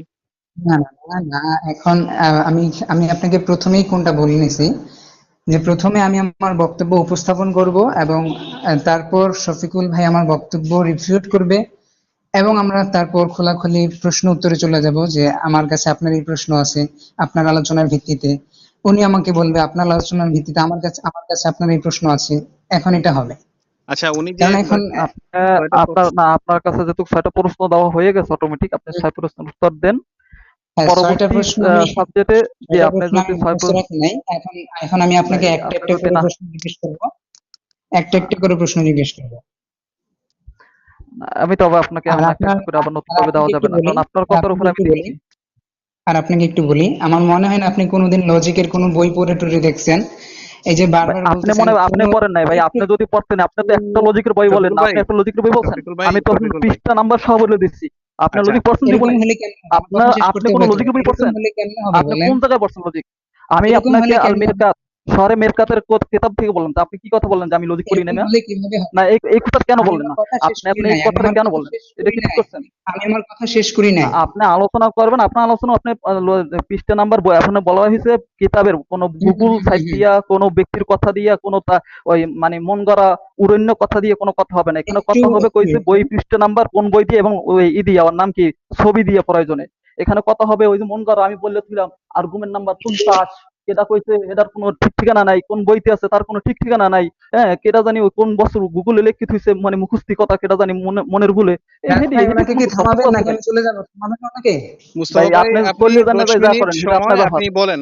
শফিকুল ভাই ওনাকে সময় দিন, ওনার সময়ের পর আপনি কথা বলবেন। 10 মিনিট আপনি বলেন হেডে মুস্তফা তো ভাই। না, উনি উনি মানে শুরু কি করছে মানে ঠিক আছে, ওকে ওকে, কুল ডাউন। আমি আমি আমার কথাটা বলে শেষও করতে পারলাম না, মুখে থেকে টান দিয়ে নিয়ে গেল। এত বদভ্যাস হলে আলোচনা করা যাবে? মুস্তফা ভাই আপনার সময় 10 মিনিট, আপনার যা ইচ্ছা আপনি বলেন, আপনার যতটুকু না, বলার আছে এখন এখন বলেন। এখন প্রশ্ন উত্তর হবে। এখন প্রশ্ন উত্তর হবে। জি, এখন আপনি উনি যে বক্তব্য করেছেন উনার পরিপ্রেক্ষিতে কি আপনি প্রশ্নগুলোর উত্তর দেওয়া যদি প্রয়োজন মনে করেন, উত্তর দেন, বা আপনার কোনো কথা থাকলে আপনি বলেন। এখন এখন আপনি কি মনে করেন 10 মিনিট 10 মিনিট করে সারা রাত চলতেই থাকুক নাকি? না না না, এই তো এই এখন 10 মিনিট যদি না আপনি কথা হয়, বলবেন। যদি না হয় এখন খোলাখুলি প্রশ্ন উত্তর হবে। আমি ওনাকে জিজ্ঞেস করব বা উনি আমাকে জিজ্ঞেস করবে, আমি উত্তর দিব বা উনি উত্তর দিবে। আপনি কি তারসিরা? আপনাকে প্রশ্ন করেছে, প্রশ্নগুলো উত্তর দেন। ভাই জি জি, আমি এখানে তার অন্য কেউ ছিঁড়াই কথা বলবেন আমার, না প্লিজ। এই অন্য কারণ কেউ কথা এখানে বলবেন না। আমি কিক দিতে বা ব্লক দিতে বাধ্য হব। এখানে কেউ কথা বলছে না তো, কেন আপনি কথা বলছেন? অল আর মিউট কেউ কথা বললে অল আমি ব্লক মিউট দিব। করছেন না কেন আপনি? অল মিউট করছেন না কেন? অল মিউট করতে পারতেছি না, আপনাকে আনমিউট করতে পারতেছি না অল মিউট করে। আচ্ছা, সাথে আছো? আপনি তো না ভাই, পরাজিত পরাজিত হলে আমার সমস্যা নাই কোনো, তবে আমাকে তো বিষয়টা ক্লিয়ার হইতে হবে যে শফিকুল ভাই যেটা বললো আমি এটা চুপচাপ নিয়ে জায়গা ঘুমাই পড়লে তো হবে না, আমারও তো ক্লিয়ার হতে হবে, তাই না? আমি হেরে আচ্ছা, গেছি না জিতে গেছি সেটা কোনো বিষয়ই না। কিছু মনে না করলে আমাকে একটু 2 মিনিট সময় আমি দিবেন? তো বলি না যে আপনি হেরে গেছেন, আমি কি জি বলছি? বলেন না, আপনি আপনি বলেন নাই, তর্ক আপনি করতে বলেন নাই, আসছেন, আপনি বলতে থাকেন। অন্যান্য লোকেরা বলতেছে, অন্যান্য আপনি লোকেরা আইছেন, বলতেছে, আপনি আমি আপনাকে বলি কেতাব নাই। দিয়ে আপনাকে বলি নাই, আপনাকে বলি নাই, আপনি কোনো কথা বলবেন না। আপনাকে বলি নাই আমি। তা আপনি মূল কথা যান, আপনি বাড়তি কথা হ্যাঁ, না বললে একটা আচ্ছা। ডিজাইয়ের মূল এখন কথায় যান এবং এখন মূল এখন এই এখন প্রশ্নের উত্তর দেন, কারণ আমি বলি, অযথা কথা শোনার আচ্ছা টাইম আমি নেই, বলি, আমার ঘুম আছে বুঝছেন। আচ্ছা আচ্ছা আচ্ছা, এখন শুনেন। এখন আপনার প্রথম প্রশ্নটা কি ছিল একটু বলেন। ভাই ডিবেটের ক্ষেত্রে আপনি আমার প্রশ্ন লিখে রাখবেন না, আপনি আমার বিষয়গুলো শুনবেন না, না শুনলে এখন তো মানে এটা তো ভাই বলার এখন মানে আমি এটা তো বলার কোনো মানি নাই। এখন এক আপনার নম্বর কথা মানে আমি নিয়ম আমার অনুযায়ী বক্তব্য আমি উপস্থাপন আমি করছি, নিয়মের হ্যাঁ। বাইরে কখনো কোনো কাজ করি না, এটা হলো আমার প্রথমত শর্ত এটা প্রাথমিক। এটাও আমি এটা এটাও আগেও আমার বলছি, আমি এই ব্যাপারে খুব কঠোর, আমি একটু নিয়মের একটু ব্যাপারে খুবই একটু কঠোর, একটু একটু আমি একটু নিয়মের ব্যাপারে খুবই কঠোর। একটু হ্যাঁ, এক কথা অন্য 10 বার ব্যাপারে আমি বলতে হয় ছাড় না, দিই, এক কিন্তু কথা নিয়মের 10 ব্যাপারে বার আমি খুব বলতে হয় কঠোর। না, এক কথা 10 বার বলতে হয় না। জি ভাই, আপনার একবার এক কথা যখন আপনার না বুঝেন একবারে, তখন আমাকে 10 বার অবশ্যই বলতে হয়, এই জন্য যে যাতে করে আপনারা মানে এটার গুরুত্ব বোঝেন। না, গুরুত্ব এত বুঝাইতে হবে না, আপনি একবার বললেই আমরা বুঝবো। এখন আপনাকে তো আমি কোনো বিষয় একবারে বললে কোনো আরে বিষয় বলতেই পারতেছি দেন না, না, কারণ বলতেই যখন দেন কোনো না, আচ্ছা, একটা একবার শফিকুল বলি ভাই না, ওনার আপনি এখন বলতেছেন সময়, ঠিক আছে, আপনি ওনার সময় প্রশ্ন তো। করলে ভাই আমি উত্তর দিব না? হ্যাঁ, আপনি ঠিক আছে। আমাকে প্রশ্ন করে দেন ছোট ছোট, আমি উত্তর দেবো না তাহলে? শফিকুল ভাই একটু মিউটে যাবেন প্লিজ, প্লিজ সেলফ মিউটে যাবেন। মুস্তফা ভাই উনি যে আলোচনা করেছেন এই আলোচনার পরিপ্রেক্ষিতে আপনি আপনার বক্তব্য হুম, পেশ করেন। সরি আমি ওনার প্রশ্নগুলো লিখে রাখি নাই, এই জন্য দুঃখিত। এই জন্য আমাকে উনি একটা একটা করে প্রশ্ন বলতে হবে। উনি কিন্তু নিজেই প্রথমে এই বিষয়টা বলছিল, এখন নিজেই ভুলে গেছে। না, আমি বলছি কি আপনার প্রশ্ন উত্তর দেওয়া শেষ, এখন যখন কন্টিনিউ যাবেন তখন থেকে আবার শুরু হইবে যে নতুন মানে কোনো প্রশ্ন আছে কিনা নতুন ভাবে, হ্যাঁ, বা আপনি হ্যাঁ, এখন মানে তো আপনার নতুন এই প্রশ্ন বিষয়টা ভাই, বুঝি নাই, এখন তো নতুন আপনি যে প্রশ্ন। প্রশ্নটা মানে যেটা করছেন এটা আপনি বলবেন যে আমি তো 6টা প্রশ্ন আপনাকে আচ্ছা বলছি, মানে আচ্ছা, এখন একবার বলি এখন না, কি আমি একটু একটু আস্তে একটু আস্তে করিয়া একটু একটা একটু প্রশ্ন একটু আমি এই যে আপনি বললেন যে ভাই আপনি বারবার বলেন কেন, আমি বারবার করে বলছি এই কারণে, এই যে আপনি বলবেন যে আমি বুঝি নাই বা আপনি না তাড়াতাড়ি না করে না, বলে আমি গেছেন আমি কিন্তু বুঝি বুঝছি, নাই, এই জন্য আমি আমি বুঝছি, আমি একই বুঝছি। বিষয় 2 বার 3 বার 4 বার এখন করেও বলছি, এখন যাতে করে আপনি আপনাদের এই কথা আমাকে এখন না বলতে পারেন যে ভাই এত তাড়াতাড়ি কইছেন, আমি লেখার সুযোগ পাই নাই, বলার সুযোগ পাই নাই, এরপর কি মানে শোনার সুযোগ পাই নাই, এরপর আমি ওদিকে পানি খেতে গেছিলাম, এই কথা যাতে আপনি আমাকে না বলতে পারেন, এই জন্যই আমি একটা কথা 3 বারও বলছি, কারণ আমি জানি আমার টাইম আছে, যেহেতু আমার টাইম শফিকুল বেশি ভাই আছে, এখানে আমি আমি বলতেছি, এখানে আমি এক কথা বলতেছি 2 বার বলি। এখানে আমি বলতেছি 6টা প্রশ্ন আপনার খুব সুনির্দিষ্ট 6টা প্রশ্ন প্রাসঙ্গিক। এখন যদি আপনি সংক্ষেপে 6টা প্রশ্ন করতে পারেন তাহলে আমরা আলোচনার সৌন্দর্য রক্ষার্থে আমরা মনে করেন আমরা আগায় দিতে পারি সুন্দরভাবে আর কি, যদি আপনি বলেন আর কি, দয়া করে আমার অনুরোধ। দেখেন এটা হলো তার না না, আর্গুমেন্টের সাথে সাথে আসছে, এখন আবার সে যদি আবার আলোচনা করে আবার তার ওই আমার একই প্রশ্ন আসবে। তার আর্গুমেন্টের আচ্ছা সাথে সাথে আমার আচ্ছা আনসার। তাহলে এখন এটা তো আবার তাহলে নতুনভাবে আলোচনা করতে গেলে আবার এই বিস্তারিত আলোচনা করতে হবে। না না না না কারণ আপনার আমার তার আলোচনার আর্গুমেন্ট প্রয়োজন নিয়ে নেই। আসতে হবে, আপনি তার যে সাথে আলোচনা প্রশ্ন করেছেন আসবে। শফিকুল ভাই আমরা সবাই শুনেছি। এখানে তার এখন পুরো আলোচনার সাথে তার এই মানে তার আলোচনার কথাগুলোর সাথে এখানে সম্পৃক্ত বিষয়। এখন এইটা আমি এখানে আবার নতুনভাবে বলবো, সে বলবে এটা তো অযৌক্তিক প্রশ্ন, আমি তো এটা শুনতে নারাজ। আমি কথা আচ্ছা বলেন না? আচ্ছা এখন আমি একটু আগে যে আলোচনাটা উপস্থাপন করলাম, আমি একটা একটা পয়েন্ট করে বলবো, আপনার কোথায় সমস্যা আছে আপনি আমাকে বলেন। বলেন হ্যাঁ? 10 মিনিট বলেন মুস্তফা ভাই, আপনি 10 মিনিট এখন বলেন। না, এখন কি তারপরে আপনি মানে আপনার কোনো মানে ডাইরেক্ট প্রশ্ন উত্তরে যাইতে চান? মানে এটা বলবেন, স্পষ্ট করবেন। আমার কথা হচ্ছে আপনি কোন উসুলে যাইতে চান, সেই উসুলে আসেন। এখন আমি হুম। প্রশ্ন করব, এবার আপনি উত্তর দেবেন এরকম নাকি কোন বিষয়ে মানে? জি, আমি তাহলে প্রশ্ন করি নাকি? হ্যাঁ জি, আপনি মানে মানে তার একটা মানে একটা আপনার করে আপনার আমি আপনার একটার উত্তর দিব, স্বাভাবিকভাবে এই ৫টা প্রশ্ন আমি ৬টা একটা প্রশ্ন উত্তর প্রশ্ন দেওয়ার করব। মানে নাই, তবে ব্যক্তিগত বলতে আবার একটা একটা করে করি, তাহলে উত্তর দিতে পারবেন। এরকম একটা কথা নাকি? জি জি জি জি জি স্পষ্ট করছেন এরকমই। যা কিছু। জি, জি জি জি। জি আপনি যে একটা বলেই আবার দিব। একটু তাহলে একটাই আবার বলি। মুস্তফা তাহলে ভাই আবার আপনি আপনি একটাই লিখেন, আসি। জি, আপনি লিখে রাখেন যে আপনার আপনার প্রশ্নগুলো বলেন, আপনি লিখে রাখেন তারপরে আবারও বলি, উত্তর দেন। হ্যাঁ ধন্যবাদ শফিকুল ভাই, আপনাকে আর আন্তরিক ধন্যবাদ। আপনি আপনি আর্গুমেন্ট নাম্বার বলছেন প্রথমে যে পৃথিবী অনাদি। কথা হচ্ছে পৃথিবী বা মহাবিশ্ব অনাদি। এই মহাবিশ্ব যদি অনাদি হয় তাহলে তার বৃদ্ধি হয় কেন, কমতি হয় কেন? ১ নম্বর প্রশ্ন। কারণ যে অনাদি সে তো স্টিল স্টিল নাও থাকবে। তার বৃদ্ধি কমতি কোনো কিছু হওয়ার ক্ষমতা থাকবে না। ২ নম্বর কথা হলো যে আপনি বলতেছেন তাসাউসুল, আপনার কথা অনুযায়ী মানে এটা বাতিল হয়। আপনিই বলছেন যে এটা বাতিল। তারপর আবার বলতেছেন যে না, আপনার অনুযায়ী থাকতেও পারে। কথা হচ্ছে এটা তাসাউসুলটা তো হচ্ছে সৃষ্টির ব্যাপারে। এই বিষয়টা কেন স্রষ্টার ব্যাপারে যাবে? স্রষ্টা এবং সৃষ্টি ২ টা বিষয় তো ভিন্ন বস্তু, বৈপরীত্য বস্তু। তো বৈপরীত্য বস্তুর মানে সমান সমান বস্তুর ক্ষেত্রে হুকুম খাটে, কিন্তু বৈপরীত্য বস্তুর ক্ষেত্রে তো হুকুম খাটে না। তাহলে আপনি এটা কোন উসুল অনুযায়ী দিলেন হুকুম? নিয়ে আসেন হুকুম, দলিল। ৩য় নাম্বার যে আপনি আবারও এই যে অনাদির ক্ষেত্রে আরেকটা বিষয় নিয়েছেন তাসাসুলের ক্ষেত্রে, যে এই তাসাউসুল মানে বলতে চাইতেছেন যে এটা শুধুমাত্র আস্তিকরা মানে বলতে চাই যে তাসাউসুল বাতিল, আপনারা বলতে চাইতেছেন না। তো যদি বাতিল না হয়ে থাকে তাসাউসুল, যদি বাতিল না হয়ে থাকে তাসাউসুল, আমার কথা বুঝছেন, তাহলে এই তাসাউসুল চলতে চলতে এটা মানে এই এটার জায়গা কোথায় পাইলো? জায়গাগুলো আসলো কোথা থেকে? একটু বুঝি নাই, এই প্রশ্নটা বুঝি নাই। এই তাসালসুল যদি চলতে থাকে তাহলে এর জন্য তো জায়গা হুম। থাকা লাগবে। কারণ একটা কারণে যখন বস্তুর উপরে আসবে, একটা বস্তুর সাথে আরেকটা লাগে, আরেকটা বস্তুর উপর একটা বস্তু, আরেকটা বস্তুর সাথে আরেকটা বস্তু, আরেকটা বস্তু, তাহলে তো এর বিশাল এক লম্বা লাইন থাকার কথা পৃথিবীতে। তাহলে সেই লাইনটা কোথায়? আচ্ছা জি, মানে এটা বস্তুর বিষয় তো। যেহেতু তাসালসুল আলোচনা বস্তুর ব্যাপারে এবং দার্শনিকদের আলোচনা বস্তুর ব্যাপারে, যেহেতু বস্তুর লাইনটা কোথায়, বস্তুর এই ভিড়টা কোথায়, বিশাল জাম থাকার কথা তো তাহলে তাসালসুল থাকার কারণে। আর যদি এই ধরনের তাসাউসুল না আসে, ভিড় না থাকে, তাহলে তাসাউসুল কিভাবে হইলো? আপনার দার্শনিকদের কথা কিভাবে সত্য হইলো? ৩ নাম্বার কথা হলো যে মানে এই যে কারণ, যে কারণের এর কারণটা তো সৃষ্টির লাগে, মানে এটা তো শেষ আছে। এটা এটা আপনি ২ নাম্বারই কারণ বলছেন, এটা আর স্রষ্টা বলতে থেকে হবে না। স্রষ্টা পর্যন্ত যেয়ে শেষ হয়ে যাবে। স্রষ্টা এটা পর্যন্ত আপনি শেষ ২ হয়ে যাবে। নাম্বারই বলছেন, আর বলতে হবে না। হ্যাঁ, জি স্রষ্টা পর্যন্ত যে শেষ হয়ে যাবে। তাহলে এই স্রষ্টার উপরে কারণ, এই যে কারণটা এটা কিভাবে বর্তায়? কারণ সে তো স্রষ্টা, সৃষ্টির হুকুম কিভাবে স্রষ্টায় যায়? তাহলে তো সে সৃষ্টি হুম হয়ে যাবে, তাহলে তো আর স্রষ্টা থাকবে না।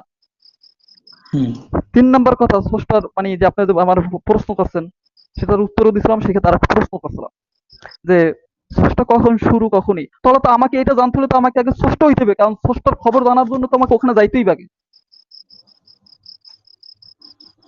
আপনি বস্তুর সাথে আছেন, বস্তুর সাথে হুকুম দিতে পারতেছেন, তাহলে বস্তুর হুকুম দিয়ে কিভাবে সেখানে তো জানবেন?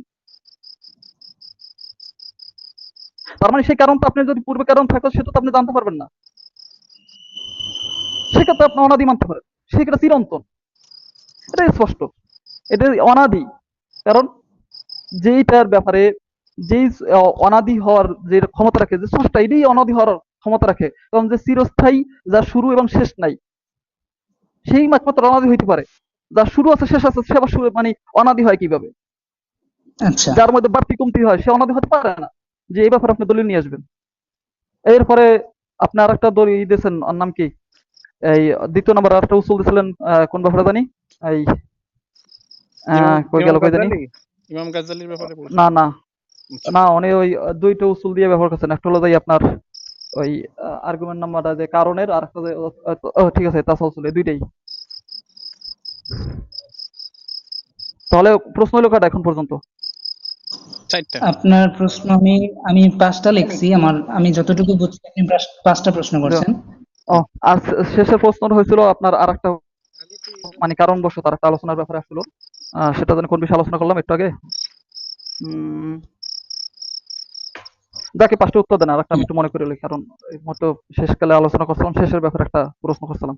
ঠিক আছে শফিকুল ভাই, তাহলে একটু সুযোগ দেন ওনাকে, ধৈর্য সহকারে শুনুন, তারপরে আমরা আচ্ছা পরবর্তী আলোচনা যাব। হ্যাঁ, মুস্তাফা ভাই বলেন। আচ্ছা আমি মনে করি এই যে আহ, শফিকুল ভাই যে প্রশ্নগুলো করছে, আমার আর্গুমেন্টে আমি যে আমার প্রথম বক্তব্য উপস্থাপন করছিলাম সেখানেই এগুলোর উত্তরগুলো আছে। ওনার প্রথম প্রশ্ন আমি যেটা লিখলাম, মহাবিশ্ব যদি অনাদি হয় তার কম বেশি হয় কেন, কমে কেন, বাড়ে কেন, এরকমটা হয় কেন? তো আমি কিন্তু ওনাকে প্রথমেই তবে ওনার এখানে একটা জিনিস বুঝতে ভুল হয়েছে, সেটা হচ্ছে উনি অনাদি বলতে বুঝছে জিনিসটা মানে যেভাবে আছে সেভাবেই থাকবে। কিন্তু আমরা আসলে অনাদি বিষয়ে যেমন কথা বলছি, আবার একই সাথে ইনফিনিট রিগ্রেস সম্পর্কেও কথা বলছি, এবং আমরা সেটা কার্যকারণ নীতি অনুযায়ী দেখিয়েছি যে ওনারা যদি দাবি করে যে এই সবকিছুর পেছনেই কারণ থাকতে হবে, তাহলে কোথাও গিয়ে থামতে পারবে না, কোথাও গিয়ে নির্দিষ্টভাবে থামতে পারবে না যে এটার পেছনে কারণ নাই। আর সবকিছুর পেছনে যদি কারণ থাকতেই হবে এরকম দাবি করে, তাহলে এটা নিঃসন্দেহে অবশ্যম্ভাবী আপনাকে অসীমতার দিকে ঠেলে দেবে। তো এই যে দাবি করলো সবকিছুর পেছনে কারণ আছে, তো আমার আমার প্রশ্ন হচ্ছে আপনি স্রষ্টার ক্ষেত্রে গিয়ে কেন থেমে যাচ্ছেন? আচ্ছা, এখানে এখানে আপনি উত্তর দিলেন যে যদি স্রষ্টার ক্ষেত্রে গিয়ে না থামি, মানে কার্যকারণ নীতি হচ্ছে মানে স্রষ্টার ক্ষেত্রে প্রযোজ্য না, এটা প্রযোজ্য হবে সৃষ্টির ক্ষেত্রে। তো আমিও একইভাবে বলতে পারি যে এই যে কার্যকারণ নীতিটা মহাবিশ্বের ক্ষেত্রে প্রযোজ্য না। কার্যকারণ নীতিটা হচ্ছে মহাবিশ্বের ভিতরের যেসব নিয়ম নীতি আছে, কার্যকারণ আছে, সেগুলার ক্ষেত্রে প্রযোজ্য, কিন্তু মহাবিশ্বের বাইরে সম্পূর্ণ মহাবিশ্বের জন্য এটা প্রযোজ্য না। তাহলে এটা হয়ে যায় কম্পোজিশন ফ্যালাসি, যে আপনার একটা বিল্ডিং তৈরি করতে ইট লাগছে, এতগুলা ইট লাগছে, তো সবগুলা ইট, সুতরাং সম্পূর্ণ বিল্ডিংটা হচ্ছে ইট। মানে বিল্ডিং তৈরি করতে ইটের কারণ আছে এবং সম্পূর্ণ বিল্ডিংটা হচ্ছে ইট। এখন আপনি যদি এই যে কার্যকারণ নীতিটা, আমরা এরকম প্রমাণও পেয়েছি যে এই যে কোয়ান্টাম ফ্লাকচুয়েশন যে ব্যাপারটা আছে, এটা আমাদেরকে ইতিমধ্যেই দেখাই দিছে যে সবকিছুর পেছনে যে একটা কারণ থাকতে হবে এরকমটা নাও হতে পারে। তো এখানে আমরা যেটা বুঝতে পারছি যে এই যে মহাবিশ্বের পেছনেও যে একটা কারণ থাকতে হবে এরকমটা নাও হতে পারে। আর যদি দাবি করেন যে সবকিছুর পেছনেই কারণ থাকতে হবে, মহাবিশ্বের পেছনেও কারণ থাকতে হবে, তাহলে একইভাবে মহাবিশ্বের পেছনে যেই কারণটা আছে সেই কারণটার পেছনেও আবার কারণ থাকতে হবে, আবার সেই কারণের পেছনেও কারণ থাকতে হবে, আবার সেই কারণের পেছনেও কারণ থাকতে হবে, অর্থাৎ সবশেষে আপনাকে ওই ইনফিনিটির ভিতরেই যেতে হচ্ছে। এটাকে আপনি এড়াতে পারবেন না। এই যে ইনফিনিট রিগ্রেস এর সমস্যাটা এড়ানোর জন্য যে আপনি স্রষ্টাকে নিয়ে আসতেছেন, একইভাবে তো এই যে আপনি তো এখানে এসে থেমে যাচ্ছেন যে স্রষ্টার কোনো প্রয়োজন নাই, মানে কারণের প্রয়োজন নাই। তো সবকিছুর কারণের প্রয়োজন আছে বলে আবার বলতেছেন স্রষ্টার কোনো কারণের প্রয়োজন নাই, মানে স্ববিরোধী কথা, ল অফ কন্ট্রাডিকশন ব্রেক করতেছে।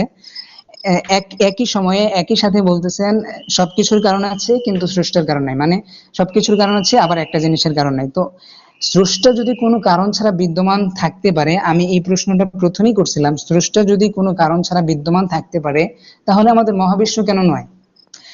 তারপরে শফিকুল ভাই হয়তো ভিতরে বলছিল যে মহাবিশ্বের যে একটা কারণ আছে এটা বিজ্ঞান প্রমাণ করছে বিগ ব্যাং থিওরি দিয়ে। তো বিগ ব্যাং থিওরি আমাদের মহাবিশ্বের কারণটা প্রমাণ করছে, কিন্তু বিগ ব্যাং থিওরি তার আগে কি ছিল সেটা ব্যাখ্যা করতে পারে না। আবার মাল্টিভার্সের থিওরি তো আছেই, তার মানে এই যে এখানে মহাবিশ্বের একটা শুরু আছে, উনি যেটা প্রমাণ করতে চাচ্ছে মহাবিশ্বের শুরু আছে, এটা কিন্তু প্রমাণিত না এখনো। শুধুমাত্র আমাদের মহাবিশ্ব বিগ ব্যাং এর মাধ্যমে শুরু হয়েছে এটা প্রমাণিত, টাইম এন্ড স্পেস শুরু হয়েছে এটা প্রমাণিত, কিন্তু বিগ ব্যাং এর আগেও যে আরো কিছু ছিল এটাও কিন্তু প্রমাণিত। তো সেগুলার কারণ কি? আবার সেগুলার কারণ যদি ঈশ্বরই হয়, ঈশ্বরের কারণ কি? এখন ঈশ্বরের যদি কারণ থাকে, শুরু থাকে, শেষ থাকে, তাহলে তিনি স্রষ্টা হতে পারবেন না। ভাই এটা আপনার স্রষ্টার সমস্যা, আমাদের সমস্যা না।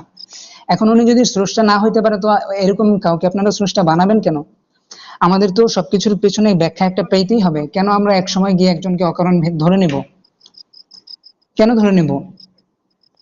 আপনি যখন সবকিছুর পেছনেই একটা কারণ দাবি করতেছেন, আমরাও স্রষ্টার পেছনে একটা কারণ দাবি করবো অবশ্যই। তারপর আমি আপনাকে এই যে একটা জিনিস বলেছিলাম যে আমার প্রথম আর্গুমেন্টের পক্ষে আমি একটা সাপোর্টার আর্গুমেন্ট দিয়েছিলাম। আমি আপনাকে দেখিয়েছিলাম যদি ক্লাসের পিছনে ধারাবাহিকতা বিদ্যমান থাকে তাহলে মহাবিশ্ব কিন্তু ইটারনাল হয়ে যাবে, ইউনিভার্স হয়ে যাবে। আর আমরা আমাদের অভিজ্ঞতালব্ধ প্রমাণ থেকে দেখি যে ক্লাসের পিছনে আসলেই ধারাবাহিকতা বিদ্যমান। যে কোনো কিছুর পিছনে আপনি দেখবেন একটা ধারাবাহিক কারণ বিদ্যমান। এটার কারণ এটা, আবার এটার কারণের কারণ ওইটা, এভাবে যে কোনো কিছুর পেছনে একটা ধারাবাহিক কারণ বিদ্যমান থাকে। তখন এই মহাবিশ্ব যদি অনাদি হয় তার কম বেশি কেন হয়? কারণ মহাবিশ্ব ইনফিনিট এবং এটা সবসময় চলমান। এটা যে একই অবস্থায় আছে আমরা এরকম দাবি করতেছি না, এটা কখন শুরু হয়েছে আমরা জানি না, তবে এটা চলতেই আছে। আর কার্যকারণ নীতি স্রষ্টার ক্ষেত্রে কেন প্রযোজ্য হবে না আমাদের কাছে এটা বোধগম্য না। যেহেতু সবকিছুর পেছনেই কারণ থাকতে হবে, স্রষ্টার পেছনে অবশ্যই কারণ থাকতে হবে। যেটার কোনো শুরু নাই বা যেটার কোনো কারণ নাই সেটা অস্তিত্বে থাকতে পারে কিনা, এটাই তো, এখানেই তো প্রশ্ন। আবার যদি শুরু থাকে কিন্তু ওইটার পেছনে কারণ নাই, বা শুরুটা যদি স্রষ্টা নিজে করতে না পারে এরকম হয়ে যায়, তাহলে তো স্রষ্টার নিজের অস্তিত্বের উপরে নিজেরই নিয়ন্ত্রণ নাই, বিষয়টা এরকম হয়ে যাচ্ছে। আর উনি আরেকটা যেটা বললো যে চলতে থাকলে বিশাল লাইন থাকতে হবে, এরকমটা আসলে আমি এটা উনি কিসের ভিত্তিতে বললো আমি বুঝলাম না। চলতে থাকলে বিশাল লাইন কেন থাকতে হবে? আর স্রষ্টার শুরু কখন হয়েছে এটা জানতে হলে সেখানে নাকি যাইতে হবে। এই যে এখানে ওনারা ইনফিনিট রিগ্রেস অস্বীকার করতেছে, বলতেছে যে মহাবিশ্ব অসীম হইতে পারবে না। তার মানে হচ্ছে কোন কোন একটা সময় এটা সসীম। হুম। তো এই যে স্রষ্টার ক্ষেত্রে বলা হচ্ছে তিনি অসীম কাল থেকে বিদ্যমান। তো অসীম কাল যদি অসম্ভব হয় তাহলে স্রষ্টা ঠিক কখন থেকে বিদ্যমান? আপনার মতে যদি অসীম কাল অসম্ভব হয় তাহলে স্রষ্টা ঠিক কখন থেকে বিদ্যমান? আমি এই প্রশ্ন প্রথমেই করছিলাম। তো আপনার আমি মনে করি আপনার মোটামুটি প্রশ্নের উত্তর পাইছেন, এখন আপনার কথা থাকলে বলেন। তবে আমি মনে করি ওয়ান বাই ওয়ান প্রশ্ন করলে উত্তর দিলে এটা সুন্দর হবে, কারণ এতগুলা প্রশ্ন একসাথে উত্তর দেওয়া সম্ভব হয় না, মনে রাখা সম্ভব হয় না। যদিও লিখে রাখি। শফিকুল ভাই বলতে পারেন। যে আমাকে সুযোগ মানে আনার ভাই, রাজ ভাই আছেন? জি জি শফিকুল ভাই, আপনি আপনার জি, বক্তব্য শুরু করুন। শুরু করে হ্যাঁ, দেন। ধন্যবাদ। জি। আহ, আসসালামু আলাইকুম। জি, দুঃখের বিষয় হলো আমার প্রতিপক্ষ ব্যক্তি ওই একই গান বারবার গাইলো, যার কোনো ভিত্তি নাই।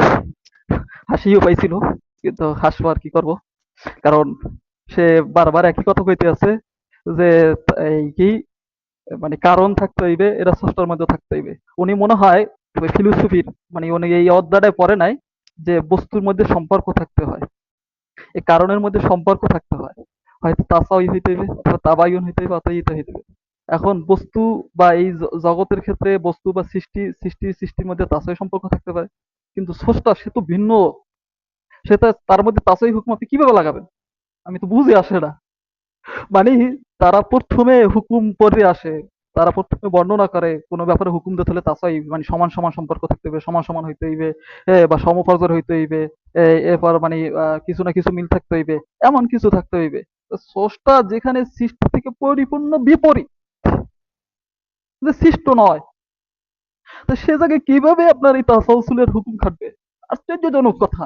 আমি বুঝে আসে না, এটা তো একটা সাধারণ আকুলমান, সাধারণ বুঝমান, এটা তোর বুঝে আসে না। এরপর উনি বলতেছেন যে এটা কাল্পনিক। এটা কাল্পনিক কোথায়? এটা তো দালালতে লফজিয়া গায়রে লফজিয়া ওয়াদিয়া। হ্যাঁ, পৃষ্ঠা নাম্বার আমি ওনারে বলে দিছি। গতকাল কাজ খবর বললাম 28 থেকে 29 সরে আল মিকাত এই মিরকাতের আলিফাদা সরে মিরকাতের মানে 28 থেকে 29 পৃষ্ঠায় এখানে দালালাতুল লফজে গয়রুল জাওয়াজিয়া যে আলোচনা আছে, এইখান থেকে সুস্পষ্ট উসুল প্রমাণিত যে সৃষ্টি যখন আছে স্রষ্টা অবশ্যই থাকা আবশ্যক। আর স্রষ্টা মানে সৃষ্টি যে অস্তিত্ব আসা মানেই সৃষ্টি থাকা আবশ্যক। আর মানে স্রষ্টা যদি না থাকে তাহলে সৃষ্টি থাকার কোনো সুযোগই নেই, কোনো কারণ ঘটারই কোনো সুযোগ নাই। কারণ একটা শুরু হইলে, যেমন একটা উদাহরণস্বরূপ আমরা যদি বলি, যেমন একটা তসবির দানা, মানে তসবিতে যেরকম দানা থাকে, যখন ওইটা কোনো এক জায়গাতে একজনে হরকত করে ছিঁড়ে দেয়, তারপর না একের পর একটা পরার পর আরেকটা কারণে আরেকটা কারণে একটা দানা পড়তে পারে, এরপর না তাসালসুল হওয়ার সুযোগ হয়। কিন্তু প্রথম কারণটা শুরু হইতে হবে, প্রথমটা তো সৃষ্টি হইতে হবে, তারপর না আপনার কারণ আসবে, তাসালসুল আসা শুরু হইবে। কিন্তু প্রথমটা না আসার পর আপনি তাসালসুল পেলেন কোথায়? এটা তো আশ্চর্যজনক কথা, এবং এটা কোনো উসুলের ভিত্তিই না।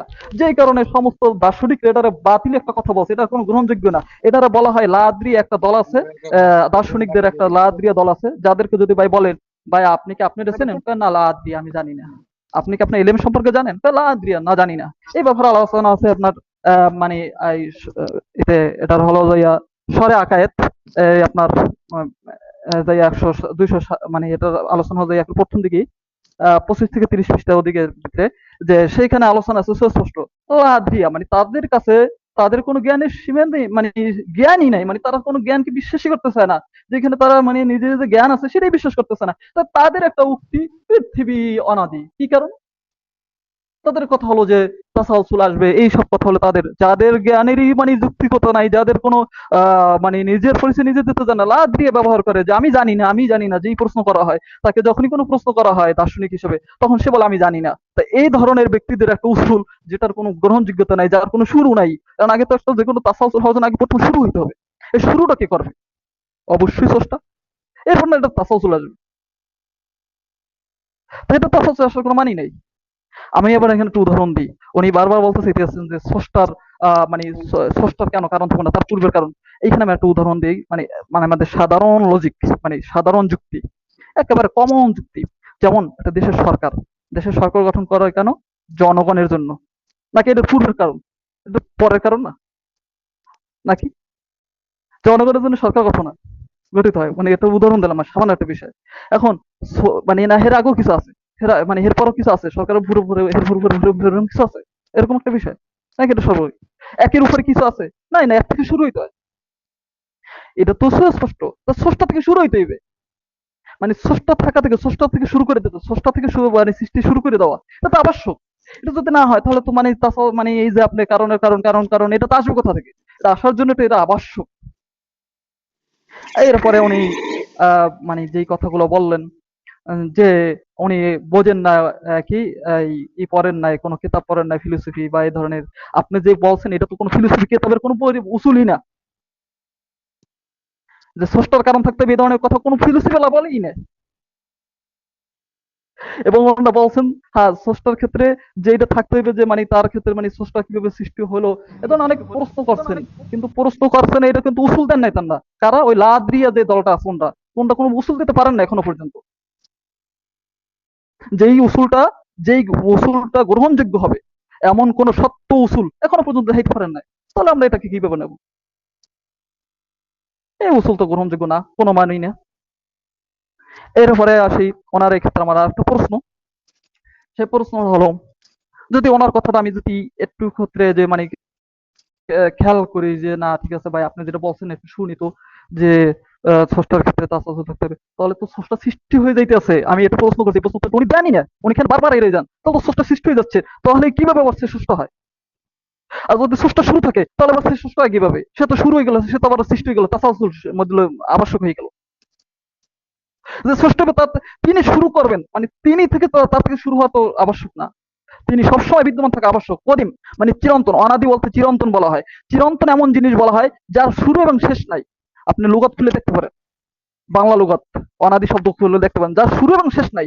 যেইখানে সুস্পষ্ট লেখা আছে, সুস্পষ্ট বিদ্যমান সব বিষয়ের ক্ষেত্রে, যে এই ব্যাপারে আপনি যদি ইংরেজি ডিকশনারি খোলেন, আরবি ডিকশনারি খোলেন, সব ক্ষেত্রে লাগবে যার শুরু এবং শেষ নাই, এমন বিষয় কি বলা হয়? অনাদি। আপনি যেই কোনো ব্যবহার যাইতে পারেন, যেই কোনো বিষয় দেখতে পারেন, যেই কোনো লুগাত দেখতে পারেন, যেই কোনো ব্যবহার দেখতে পারেন, তাহলে আপনি ইয়ে বলতে আছেন কোনটা অনাদি বলতে বোঝে, ওই যে মানে মধ্যের বিষয়টা গুলো বোঝে, এই তো ব্যাপারে। আরে ভাই আপনি তো তাহলে মানে স্বাভাবিক সংজ্ঞাটাই বোঝেন না, শব্দটাই বোঝেন না আপনি দেখি। এবার মহাবিশ্ব তার মানে কি পৃথিবীর মধ্যে এবং বাইরে বাইরে কি এটা কি সৃষ্টি না? এটা তো সৃষ্টি। আপনার তাহলে বের হয়ে জমা থাকার কথা না পৃথিবীতে? বের হওয়ার কথা না? বের হয় না কেন? যদি এত কারণ থাকে, কারণ এর তাহলে তো বের হওয়ার কথা। তার মানে সব জায়গায় তাসাহুসুল পৃথিবীতে কোনো জায়গায়ই নাই। কারণ প্রত্যেক কারণের একটা শেষ আছে, শুরু আছে, শেষ আছে। প্রত্যেক কারণের শুরু আছে, শেষ আছে। যে স্রষ্টা শুরু করতেছে এবং শেষ আছে। যে কারণে কোনোদিন ভিড় হয় না। হ্যাঁ, মজাহ হয় না, ভিড় হয় না কখনো। এবং লাইন হওয়া আবশ্যক হয় না।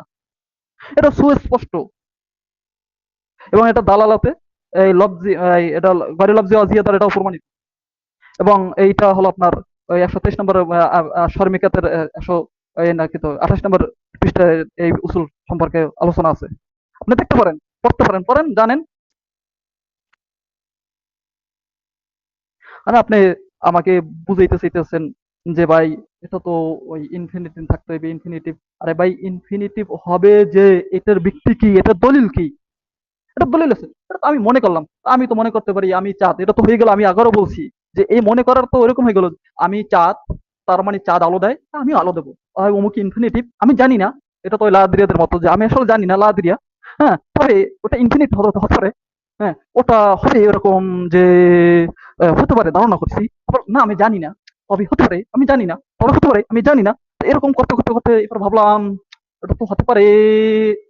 তো এই হতে পারে এটা বিশ্বাস হয় কেমন? এটা তো এলিম হইলো না। এটা তো এলিম হইলো না, তো উসুলটা আমি এটাকে কিভাবে গ্রহণ করব? কোন মানে আমরা জানি এলেম হওয়ার জন্য তাকে জন্নে ইয়াকিনি হইতে হয় বা জন্নে ইয়াকিনি হইতে হয়। যেইখানে হতে পারে বা হতে পারে না, এটা তো এলিমই না। তাহলে এটা আমি কিভাবে দলিল হিসেবে গ্রহণ করব? এটা আচ্ছা, তো দলিল ঠিক হওয়ার আছে যোগ্য না। আল্লাহর বান্দা, যে এই আপনি ব্যাপারে আপনি আলোচনা করবেন।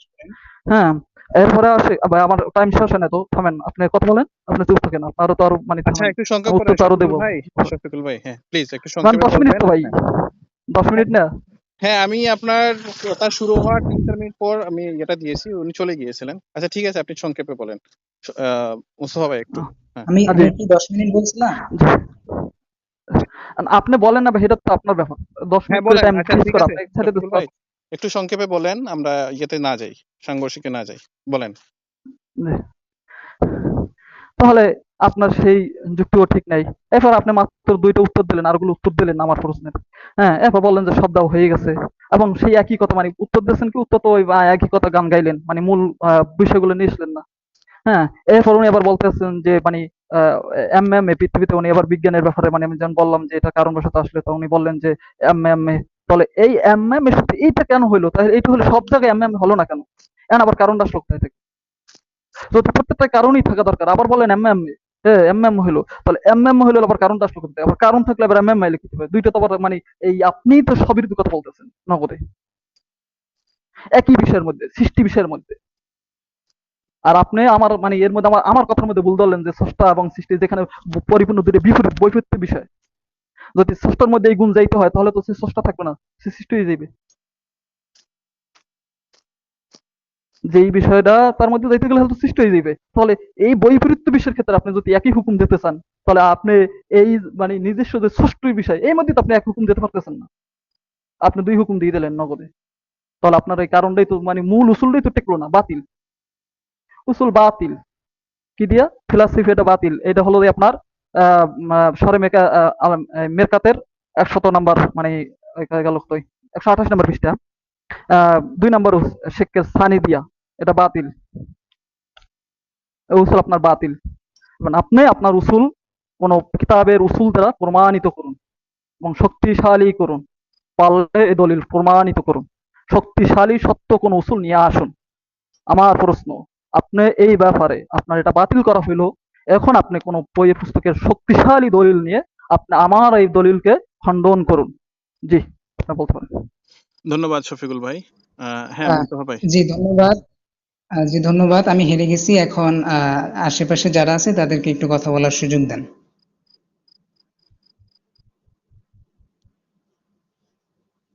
নাম্বার আচ্ছা, 9। আমি একটু কথা বলতে পারি? আমি একটু কথা বলতে চাই, মানে জি যদি জি। কিছু মনে না করেন রাজশাহী, ঠিক আপনার অনুমতি নিয়ে কথা বলতে চাই। মানে বিষয় হলো যে মোস্তফা ভাই কথা বললেন কার্যকরণ তত্ত্ব নিয়ে এবং আদি এবং অনাদি তত্ত্ব নিয়ে। আর এই পাশে শফিকুল ভাই মান্তিকের একটা উসুলের পরেই দাঁড়াই থাকলেন। তিনি বারবার সৃষ্টি এবং স্রষ্টার অবস্থান নিয়ে কথা বলে গেলেন। আসলে তর্কটা কেউ কারোর জায়গাটা ধরতে পারলেন না, না ধরেই খামাখা ব্যক্তিগত আক্রমণের দিকে আপনি গেলেন। আপনি শফিকুল ভাই আমি কথা বলতেছি, আপনি আপনি আমার সাথে কথা বলতে চাইলে অবশ্যই বলবো আপনার সাথে, দয়া করে আমাকে শেষ করতে দিবেন। আল্লাহ সুবহানাহু ওয়া তাআলা কোরআনে বলছেন, উদুইলা সাবিলি রাব্বিকা বিল হিকমাল মাউইজাতিল হাসানা ওয়াজাদিলহুম বিল্লাতি আহসান। ডাকো তোমার প্রভুর দিকে প্রজ্ঞার মাধ্যমে, সুন্দর ভাষার মাধ্যমে। আশা করি এই উসুলটাও আপনি খেয়াল রাখবেন। আচ্ছা, আমি যেটা বলছিলাম মোস্তফা ভাই, আহ, আপনার কার্যকরণ তত্ত্ব নিয়ে আমি একটু পরে আসি। আদি এবং অনাদি থিওরি নিয়ে একটু কথা বলতে চাই। ভাই, প্রথম আমাদের বিষয় কথা হলো, কোনো শেষ হয় না তো ভাই, আমাদের কথা কোনো শেষ হয় না। আপনি এখন এই বিষয়ে মানে আমাদের বিষয়ে আলোচনা করবেন, আপনি প্রশ্ন করতে পারেন, আপনি কোনো উত্তর দেওয়ার এখনো যোগ্যতা আমরা দিই নাই, যেহেতু আপনি দিতে পারবেন না। আচ্ছা শফিকুল ভাই, আপনি ওকে, প্রশ্ন করে নাম্বার এখানেও থামতে 9, পারেন যে নাম্বার ওনা না 9। আমরা এখন আমি এখনো দিই নাই তো ভাই, জি জি জি জি, আমি তো অবশ্যই এখনো অবশ্যই। বলি নাই যে এখন আমি আমাদের আমি কথা শেষ। আমি সেটাই উনি বলতেছি। তখনই দিতে পারবে, প্রশ্ন উত্তর দিতে পারবে, উনি তো এখন প্রশ্ন করতে পারবে, কিন্তু প্রশ্ন উত্তর দেওয়ার মানে তো আমরা নেব না। জি জি জি, জি, প্রশ্ন উত্তর পর্বে বলতে পারেন। আসতেছি। অতলান্তি ভাইয়া, আমরা প্রশ্ন উত্তর পর্বে আসবো অবশ্যই। এখনই শেষ প্রায়, যেহেতু মুস্তফা ভাই বলেছেন উনি হেরে গেছেন, তো সেহেতু আমাদের পর্ব, এই যে আমি এই আলোচনার পর্ব। জন্যই কথাগুলো বলছিলাম, যেহেতু মোস্তফা জি, সাহেব মানে বলেছেন উনি হেরে এখানে গেছেন। এখানে না, এখানে এখন আমার এখানে যেহেতু আপনি একটা প্রশ্ন করছেন, এখন আমি আপনার প্রশ্নের উত্তর দিয়ে দিই। দেখেন, আপনি যেটা বলতে চাইছেন মান্তেকের আলোচনা, মান্তেকটা কি ফিলোসফির বাইরে? আপনি যদি না হয় মাবাদিল ফালাসাফা ওই শফিকুল দেখতে পারেন। ভাই, হ্যাঁ, কিন্তু শফিকুল তাহাল্লুল ভাই, মানাফি মানাফিল উলুহিয়া শফিকুল মাবাদিল তাবিইয়া ভাই, ওরাল মাদ্দা ইলমুন নাফস ইলমুল মান্তিক ইলমুল জামাল ইলমুল আখলাক ইলমুল ইজতিমা মিন তারিখিল ফালসাফা ও তারিখিল ফালসাফা ফাসলুন ফি তারিখিল ফালসাফাতিল ইসলামিয়্যাহ। এই সবগুলো একই বইয়ের অধ্যায় এবং একই বইয়ের বিষয়, এবং এগুলো সব অঙ্গাঙ্গিভাবে জড়িত। এখন শফিকুল ভাই, আপনি শফিকুল যে ভাই, আপনি কি একটু থামবেন? কার্যকরণ আছেন, এটাও তো আপনার এর অধ্যায়ের ভিত্তির বিষয়। শফিকুল এখন ভাই, আপনি বলেন। আপনি কি একটু থামবেন? বিষয় হলো যে ফিলোসফি কোনটা, মান্তিক কোনটা, আহ, এইটা আসলে আপনি কতটুকু জানেন আমি জানি না, আমি আপনাকে ছোট করার জন্য বলছি না। বিষয় হলো যে মোস্তফা ভাই যে প্রশ্নগুলো করেছেন আপনি সেই প্রশ্নগুলো ধারে কাছেও যাননি। আবার আপনি যে উত্তরগুলো দিয়েছেন, যেই সাবজেক্টের উপর আপনি দাঁড়াইছিলেন সেই সাবজেক্টও মোস্তফা ভাই টাচ করেন নাই। দুইজনের আলোচনাটা হয়ে গেছে ক্রস ফায়ারের মতো। বিষয় হলো যে কোনো ডিবেট যদি হয়, আলোচনা হয়, আলহামদুলিল্লাহ আমি একজন গর্বিত মুসলিম, কিন্তু বিষয় হলো যে আলোচনা তার যুক্তির ধারাবাহিকতা বজায় রাখবে, এবং সেটা সবসময় রাখা উচিত। আমি মোস্তফা ভাইয়ের কাছে, যদি রাজসাথী আমাকে অনুমতি দেন, তাহলে আমি মোস্তফা ভাই যে কথা দুটো বলছিলেন সেটাকে আমি একটু ওনার সাথে একটু কথা বলতে চাই। আপনি আমার সাথে যদি ডিবেট করতে চান করতে পারেন, না আপনি না আমার না, সাথে আইতে পারেন, শফিকুল ভাই, অসুবিধা আমি নেই। এখানে একটু ক্লিয়ার করি। যেমন অতলান্তি দুইজন আপনার সাথে এখানে। ডিবেট করার ইচ্ছা আমার নাই। আমি আমি আমি অ্যাজ এ মুসলিম হিসাবে মোস্তফা ভাইয়ের যে উত্তর আপনার কাছ থেকে আশা করেছিলেন সেই উত্তরটাকে আপনি দিতে পারেন নাই, যে কারণে মোস্তফা ভাই মানে তার জায়গায় দাঁড়িয়ে থাকলেন। আমাদের উদ্দেশ্য তো এইটা না যে একজন মানুষকে পরাজিত করা, বরং আমরা ভাই ভাই যদি নিজেদের ভুল সংশোধন করে কাছাকাছি আসতে পারি সেটাই সবচেয়ে যৌক্তিক সমাধান হবে, তাই না? তা এখন বিষয় হলো যে আমাদের ভুলগুলোকে আমরা কিভাবে, এখানে তো আপনাকে জাজমেন্ট, শুনেন, আ- আপনি কত করে ভুল করছেন আর একজন ভুল করেন, আপনাকে তো জাজমেন্টের অধিকার দেওয়া হয় নাই। যে আমি তিনি ভুল জাজমেন্ট করছেন, করতেছি না, সে আমি জাজমেন্ট আপনাকে করতেছি না, আমার জাজমেন্ট কথা শেষ করতে দিতে। সে তো সবাই একটু ভাইজান, নিজের থামেন, পরাজয় সবাই স্বীকার একটু করে থামেন, নিচ্ছে, সে নিজের সবাই একটু পরাজয় থামেন, স্বীকার করে সবাই নিচ্ছে, একটু সবাই থামেন, শুনছে। সবাই আপনি একটু এখানে থামেন। জাজমেন্ট করতেছেন, আপনাকে তো আমি আমি জাজমেন্টের অধিকার এখন দেওয়া হয়নি। আমি এখন পার্সোনালি একটু কাউন্টার নাম্বার 9 এর সাথে কথা বলবো। আমরা দুইজন বুঝার চেষ্টা করব, সমঝোতায় আসার চেষ্টা করব, আমরা তর্কাতর্কিতে যাব না। জি, কাউন্টার নাম্বার 9 আচ্ছা আপনি বলেন। মোস্তফা ভাই, ধন্যবাদ আপনাকে। বিষয় হলো যে আপনি আপনার যে বিশ্বাসের যে ধারাবাহিকতা, আপনার বিশ্বাসের যে বেসমেন্ট, প্রত্যেকটা মানুষের বিশ্বাসের একটা উসুল থাকে না, একটা ধারাবাহিকতা থাকে যে আপনি এটার উপরে ভিত্তি করে বিশ্বাস করতেছেন। ধরেন আপনি হয়তো ডায়ালেটিক ম্যাটেরিয়ালিজম বিলিভ করেন, অথবা আপনি বিবর্তনবাদে বিশ্বাসী, অথবা আপনি যুক্তির নঞ্চর্থক অথবা সদর্থক ভাবধারায় বিশ্বাসী। সেই জায়গায় আমি যদি আপনাকে প্রশ্ন করি যে ধরেন আমরা পার্টিকেল হিসেবে, প্রাণ হিসেবে আমরা পৃথিবীতে কিভাবে আসলাম, আপনি হয়তো আমাকে যুক্তির ধারাবাহিকতায় অ্যামিনো অ্যাসিড থেকে শুরু করে, অ্যামিবা থেকে শুরু করে, Homo নিউডারটাল, Homo erectus, Homo sapiens থেকে শুরু করে এই অনেক আলোচনা করে শেষ পর্যন্ত বিগ ব্যাং এ পৌঁছাবেন, তাই না? মানে একদম গোড়ায় যাই, আমি এত লম্বা আলোচনা না করে একদম গোড়ায় কথা বলি। মানে আপনি একটু মিউটটা খুলবেন আর মাঝে মাঝে আমাকে একটু সাড়া দিবেন যে আপনি আমার কথাগুলো বুঝতে পারতেছেন কিনা। হ্যাঁ, জি জি। যে আপনি তো সর্বশেষ বিগ ব্যাং এ যে পৌঁছাবেন, তাই তো? সর্বশেষ বিগ ব্যাং থিওরি। আমাদের মিল্কওয়ে গ্যালাক্সির ক্ষেত্রে, আমাদের মিল্কওয়ে গ্যালাক্সির ক্ষেত্রে আপনি বিগ ব্যাং পর্যন্ত পৌঁছাবেন, তাই তো? আচ্ছা, আমি বলেন একটু বল। আচ্ছা, যদি তাই হয় তাহলে আপনি আমাকে একটা প্রশ্নের উত্তর দিয়ে যাবেন, যদি আপনার জানা থেকে থাকে। সেটা হলো, আমরা জানি বিগ ব্যাং এর আগে মহাশূন্য কোনো বাতাস ছিল না। যদি তাই না থাকে তাহলে গতির দ্বিতীয় সূত্র, বাহ্যিক কোনো বল প্রয়োগ না করলে স্থির বস্তু স্থির এবং গতিশীল বস্তু গতিশীল থাকবে। এটা বোধহয় প্রথম সূত্র। আমি আবারও বলতেছি, বাহ্যিক কোনো বল প্রয়োগ না করলে স্থির বস্তু স্থির এবং গতিশীল বস্তু গতিশীল থাকবে। আপনি কি আমাকে বলতে পারবেন? যদি আপনার জানা না থাকে তাহলে বলবেন জানি না, আর যদি জানেন তাহলে বলবেন যে হ্যাঁ জানি। আপনি কি বলতে পারবেন যে বাহ্যিক বলটা কিভাবে কোথা থেকে প্রয়োগ হয়েছিল এবং সেই বল প্রয়োগের ফলে বিগ ব্যাং এর সৃষ্টি হয়েছিল? হাইড্রোজেনের প্রোটন কণাতে সে বাহ্যিক বলটা, এক্সটার্নাল না ফোর্সটা কে প্রয়োগ না, করেছিল? এটা কি আপনার জানা আছে? এই আচ্ছা, বিষয়ে আমার জানা জানা নেই। নেই। ধন্যবাদ আপনার মানে অকপট স্বীকারোক্তির জন্য। যদি আপনার জানা না থাকে তার মানে এই জায়গাটা মিসিং লিংক থেকে যাচ্ছে। তার মানে আপনি যে স্রষ্টায় অবিশ্বাসী, সেইটা হলো আপনার একটা সরলীকরণ। এটা কোনো স্ট্রং লজিকের উপরে দাঁড়ায় নাই, তাই তো? আচ্ছা মানে এটা সরলীকরণ। ধরেন আমি স্রষ্টায় বিশ্বাসী, আমারটা হলো ধরেন আমার জ্ঞান এবং প্রজ্ঞা এবং আমার অর্জিত জ্ঞানের, এখন পর্যন্ত বিজ্ঞান এবং দর্শনের সমন্বয় আমার অর্জিত জ্ঞানের একটা মানে সরলীকরণ বলতে পারেন। সেই জায়গা থেকে আপনার অবস্থানটাও আপনার সরলীকরণের একটা অংশ, তাই না? এটা তো অন্তত স্বীকার করেন যে আপনার কাছে যেহেতু নিরেট প্রমাণ নেই, সেহেতু আপনারটাও আপনার বিশ্বাসের সরলীকরণ ছাড়া কিছুই না। এটা তো অন্তত স্বীকার করা উচিত আপনার, নাকি? আচ্ছা আচ্ছা। আচ্ছা, আমি একটা সেকেন্ড পার্টে যাই। সেটা হলো যে আপনি বলছিলেন মহাবিশ্ব ইনফিনিট, তাই তো? আচ্ছা, মহাবিশ্ব হ্যাঁ ইনফিনিট হওয়ার ব্যাপারে আমার শফিকুল ভাই খুব চমৎকার ভাবে বোঝানোর চেষ্টা করেছেন আচ্ছা, যে তা ওসমান ভাই, আমি একটু ওসমান আপনাদের ভাই, আমি আপনাদের সরি, মধ্যে আমি একটু আমি কথা একটু বলি। সরি। হ্যাঁ, এই ওনার নেটের সমস্যা আমি ছিল একটু তো। আপনাদের মধ্যে কথা বলি তাই হ্যাঁ, শফিকুল ভাই, যে আপনার রাজ কথাই ভাই বলতেছি। আসলে আমি বলি, আমি যেহেতু শেষ করি। যেহেতু আমাদের কথা শেষ হয়ে গেছে, আমি এই জন্য ঘুমাইতে যাচ্ছি ভাই। আমার আবার তো কালকে ক্লাস আছে তো। অবশ্যই, তো অবশ্যই। এই জন্য সেই আমি জন্যই বের আমি হয়ে গেছি, বললাম মানে আমি যে ঘুমানোর জন্য প্রস্তুতি নেওয়ার আপনারা জন্য গেছি। দুইজনের ভিতরে যে যদি লাস্ট সমাপনী যে আলোচনাটা আপনারা দুইজনের ভিতরে শেষ করেন, এতটুকুই আমার জি ভাই, বলা। আর যদি যে কোনো আমাদের আমার এক্ষেত্রে আমি একটু বললে যাই, আমার তো আসলে সময় নেই, আমি একটু ঘুমাইতে পারলে তাড়াতাড়ি ভালো হয়।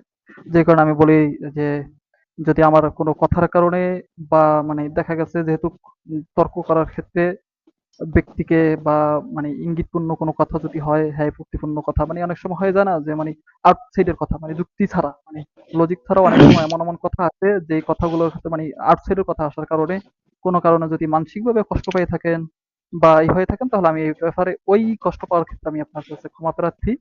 এবং এ ব্যাপারে আমি আর মানে আপনার ব্যাপারে আমার কোনো রাগ নাই বা আমার কোনো নাই।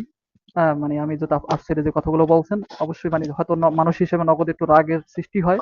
ঠিক আছে? কিন্তু এখন আমি আপনার ওই বিষয়গুলো ক্ষমা মানে দৃষ্টিতে দেখতেছি। জি, জি, ধন্যবাদ আমি শফিকুল ভাই। তাহলে বিদায় মুস্তফা নিচ্ছি। ভাই, আপনি শফিকুল ভাইয়ের উদ্দেশ্যে কিছু বলুন। সবার উদ্দেশ্যে বলেন। জি, শফিকুল ভাই, সেম টু ইউ, কিছু মনে করবেন না।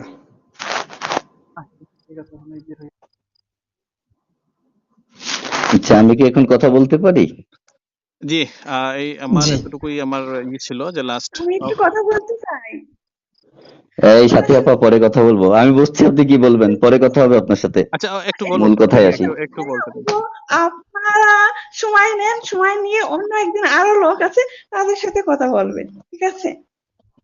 আচ্ছা সাথী আপা, পরে কথা হবে। আমি এটা শেষ কথাটা যেটা বলতে চাই সেটা হলো যে, মোস্তফা ভাই, আপনি আমার প্রথম পয়েন্টটা আপনি বলেছেন আপনি জানেন না।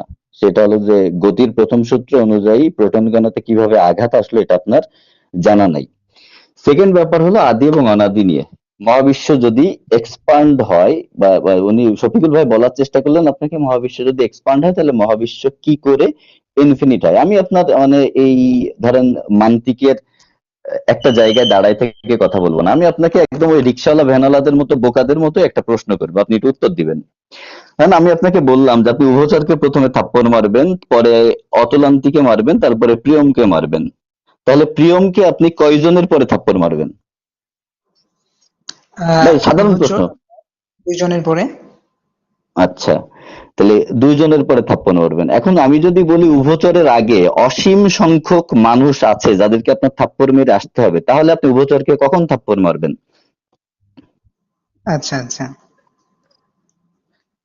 আমার প্রশ্নটা না বুঝলে কিন্তু আপনি আবার জিজ্ঞাসা করতে আমি পারেন। আমি বাট বুঝতে আমি পারছি। একদম অশিক্ষিত লোকের মতো প্রশ্ন করছি কিন্তু।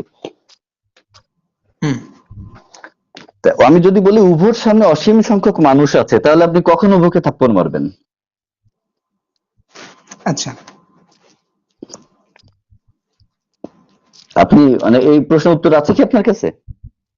আপনি কি আদৌ কখনো উভোকে থাপ্পড় মারতে পারবেন? পারবেন কিনা মানে হ্যাঁ অথবা না বলেন, তারপরে আমি আপনার কথায় আসতেছি। উম, আপনি আরেকবার ভেবে নিতে পারেন। আপনি যদি না বোঝেন আমি আরেকবার বুঝাই বলতে পারি। ধরেন আপনি প্রথমে উভকে থাপ্পড় মারবেন, পরে আমাকে মারবেন, তারপরে প্রিয়মকে মারবেন। কিন্তু আমি বলতেছি যদি তাহলে প্রিয়মকে কখন মারবেন? আপনি বললেন দুজনের পরে। তৃতীয় জন হবে প্রিয়ম, যে তৃতীয়বারের বার প্রিয়মকে আপনি থাপ্পড় মারবেন। এখন আমি যদি বলি উভর সামনে অসংখ্য মানুষ আছে বা অসীম সংখ্যক মানুষ আছে, তাহলে আপনি উভকে কখন থাপ্পড় মারতে পারবেন? আচ্ছা এখন ধরুন ইনফিনিট আপনার রিগ্রেসের ধারণাটা এমন হতে পারে যে আহ, এটা একটি ভাই আমি ইনফিনিট রিগ্রেসে যাচ্ছি না, আমি বাংলা কথা বলছি। আপনি উভ এটাই পর্যন্ত পৌঁছাইতে পারবেন কিনা? এটাই ইনফিনিট উভ রিগ্রেসের পর্যন্ত